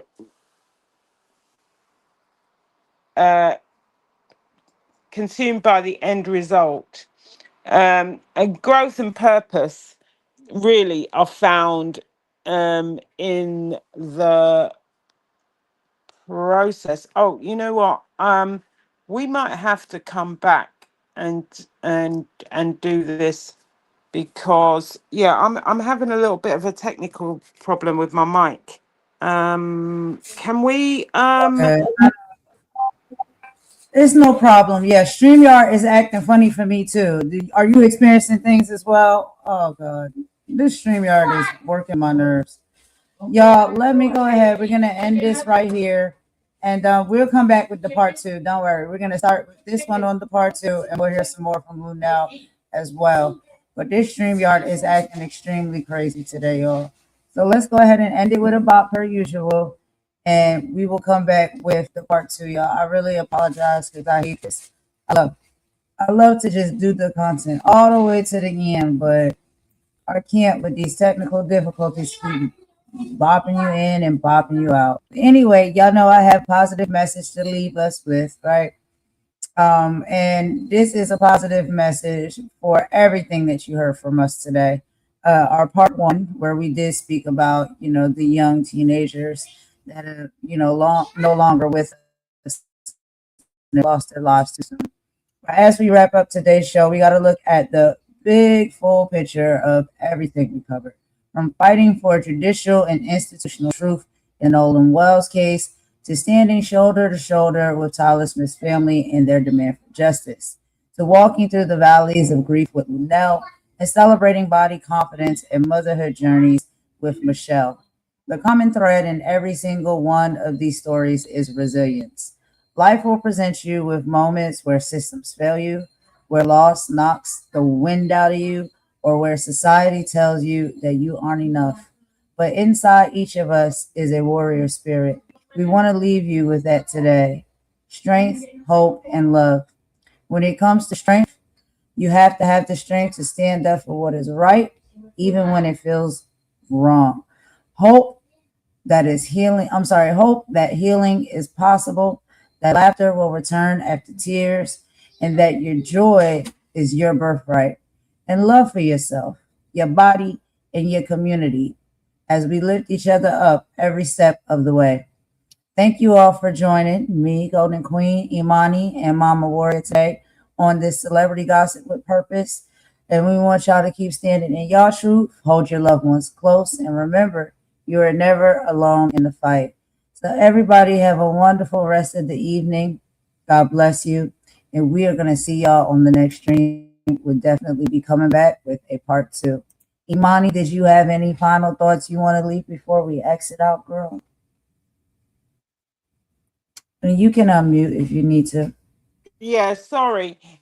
Really, we didn't get to do Michelle's story, but we'll do more tomorrow. But we began with Lunelle's extraordinary journey.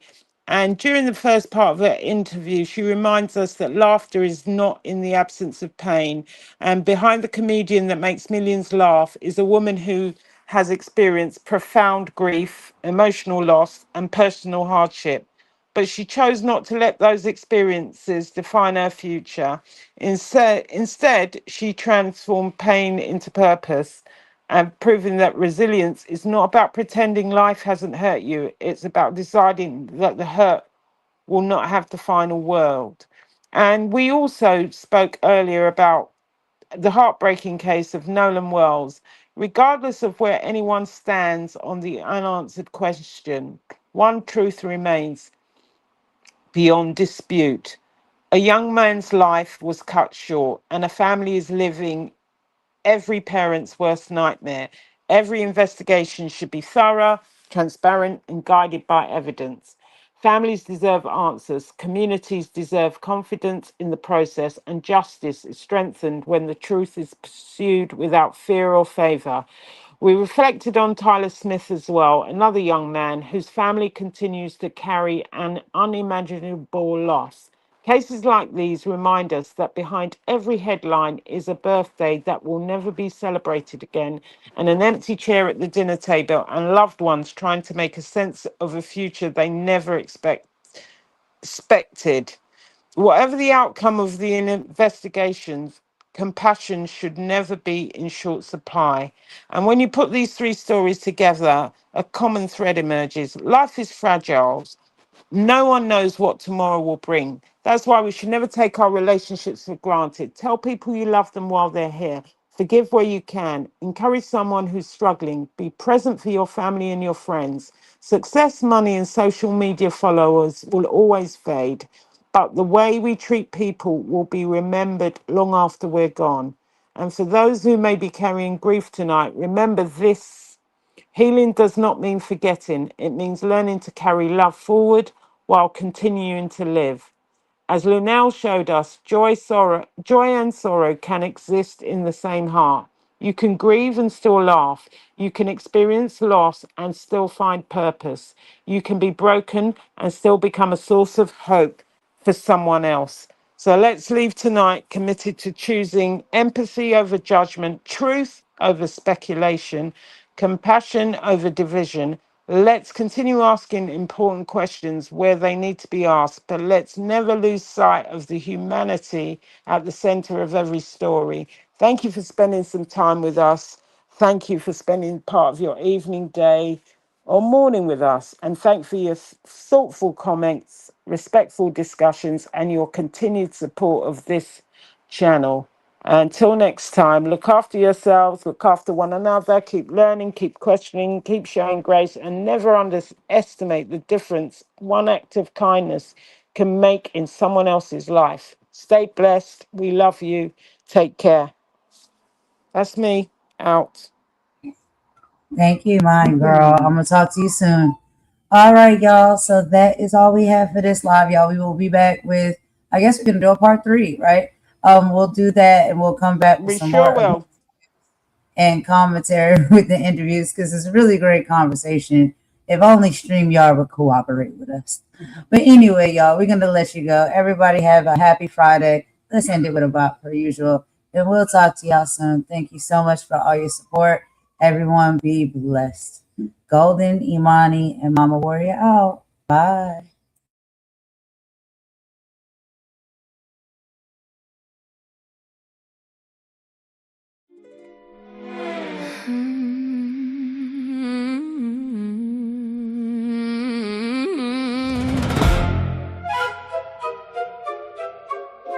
Yeah.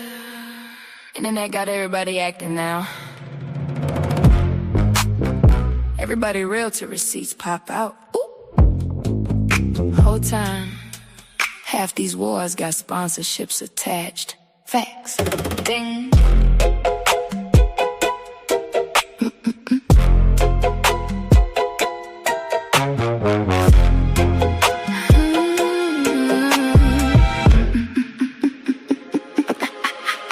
Came in humble, peeping vibes first. Everybody got a story who rehearsed worse. One live say villain, next string queen. Whole timeline living off clips and memes. Clock it, screenshot, checkers, crop context, then turn pain into profit monetized. Spinning if you say, let me hear both sides. Now they looking funny cause you think with your mind. Girl, bye. Whole sector built off selective outrage, fake tears, fake growth, fake healing stages. Everybody reach peace till the views drop low, then another fake fallout for the next show. Whole time, fast. I don't move with mobs, I observe first. Cause loud opinions don't decide what truth worth. Every villain ain't evil in disguise. Every angel ain't honest behind lies. Preach. I stand on business, not delusion. Half these friendships, strategic fusion. Views go up when the fake beef fly. Then they backstage laughing after live stream night. Facts. Stand on business, get tiptoes planted. Everybody tough when attention granted. Wrong is wrong, right is right. Truth don't switch, cause emotions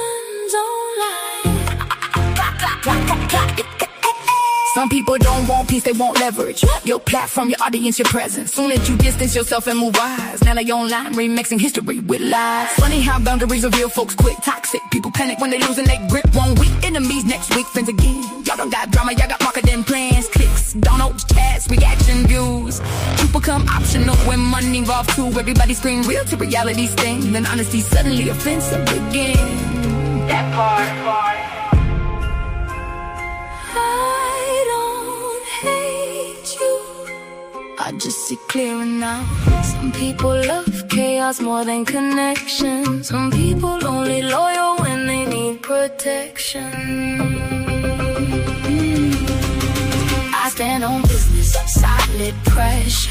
Can't buy integrity with views or extras. Everybody asking for digital consumption. Whole lot of chaos for online discussion. Facts. Stand on business, no pretending. Truth stay truth when the trending in. And I won't fold just to fit online. Cause truth don't pick sides. Truth survives. Truth survives. Survive. Truth survives. Survive. Truth survives. Survive. Survive. Survive. A lot of these friendships transactional.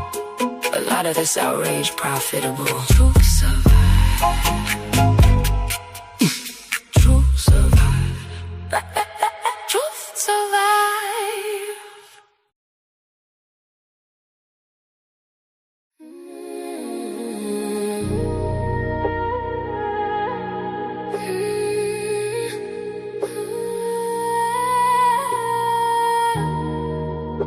They don't know her like I do. Nah. Golden. She moved through the city with her hair held high. Pretty brown skin with a storm inside. Everybody see the glow, they don't know the pressure. Smile so warm, but her heart no weather. Late nights riding while the skyline blur. Trying not to cry when the memories occurred. Had to learn fast, everybody ain't loyal. Some people love you long as they control you. Now she move careful, energy expensive. Too many fake vibes hiding in the friendship. Used to give love with her hands wide open. Now every scar got the whole vibe frozen. They don't know her like I. No, they don't know. She goes by golden, soft voice, deep soul, hope or glowing. She goes by golden. City lights dancing with her heart stay open. Long dark road, but she still stay focused. Everybody watching, but they don't really know. She goes by golden. Too much grace for the games they throwing. Real love, rare, so spirits they got it. Beautiful soul, but the pain left marks in it. Mirror tell the truth when the lights go dim. All the things she carry weight heavy within. She survived nights she don't even speak on. Still finding peace while the whole world ain't wrong. Funny how the love disappear when you're healing. Funny how the fate come around when you win. Now she trusts God more than people intend. Just cause smiles hot and being hidden in the deep. She's still soft-hearted but she way less naive. Can't keep pouring love but there's nothing received. Still dancing slow through the hurt and confusion. Trying not to lose herself chasing illusions. She survived the fire. Still glowing through this room. Still sad.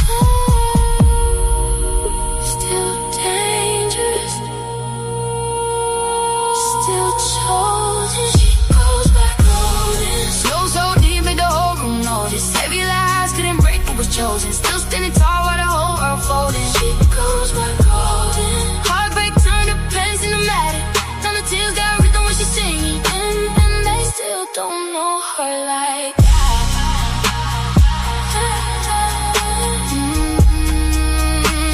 They still don't know her like that.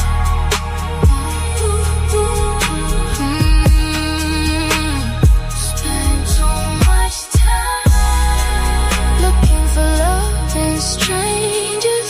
Spend too much time. Spend too much time letting outside voices shake the mirror. But at the end of the night, when the lights fade, when the city cried, when the tears dried, we still got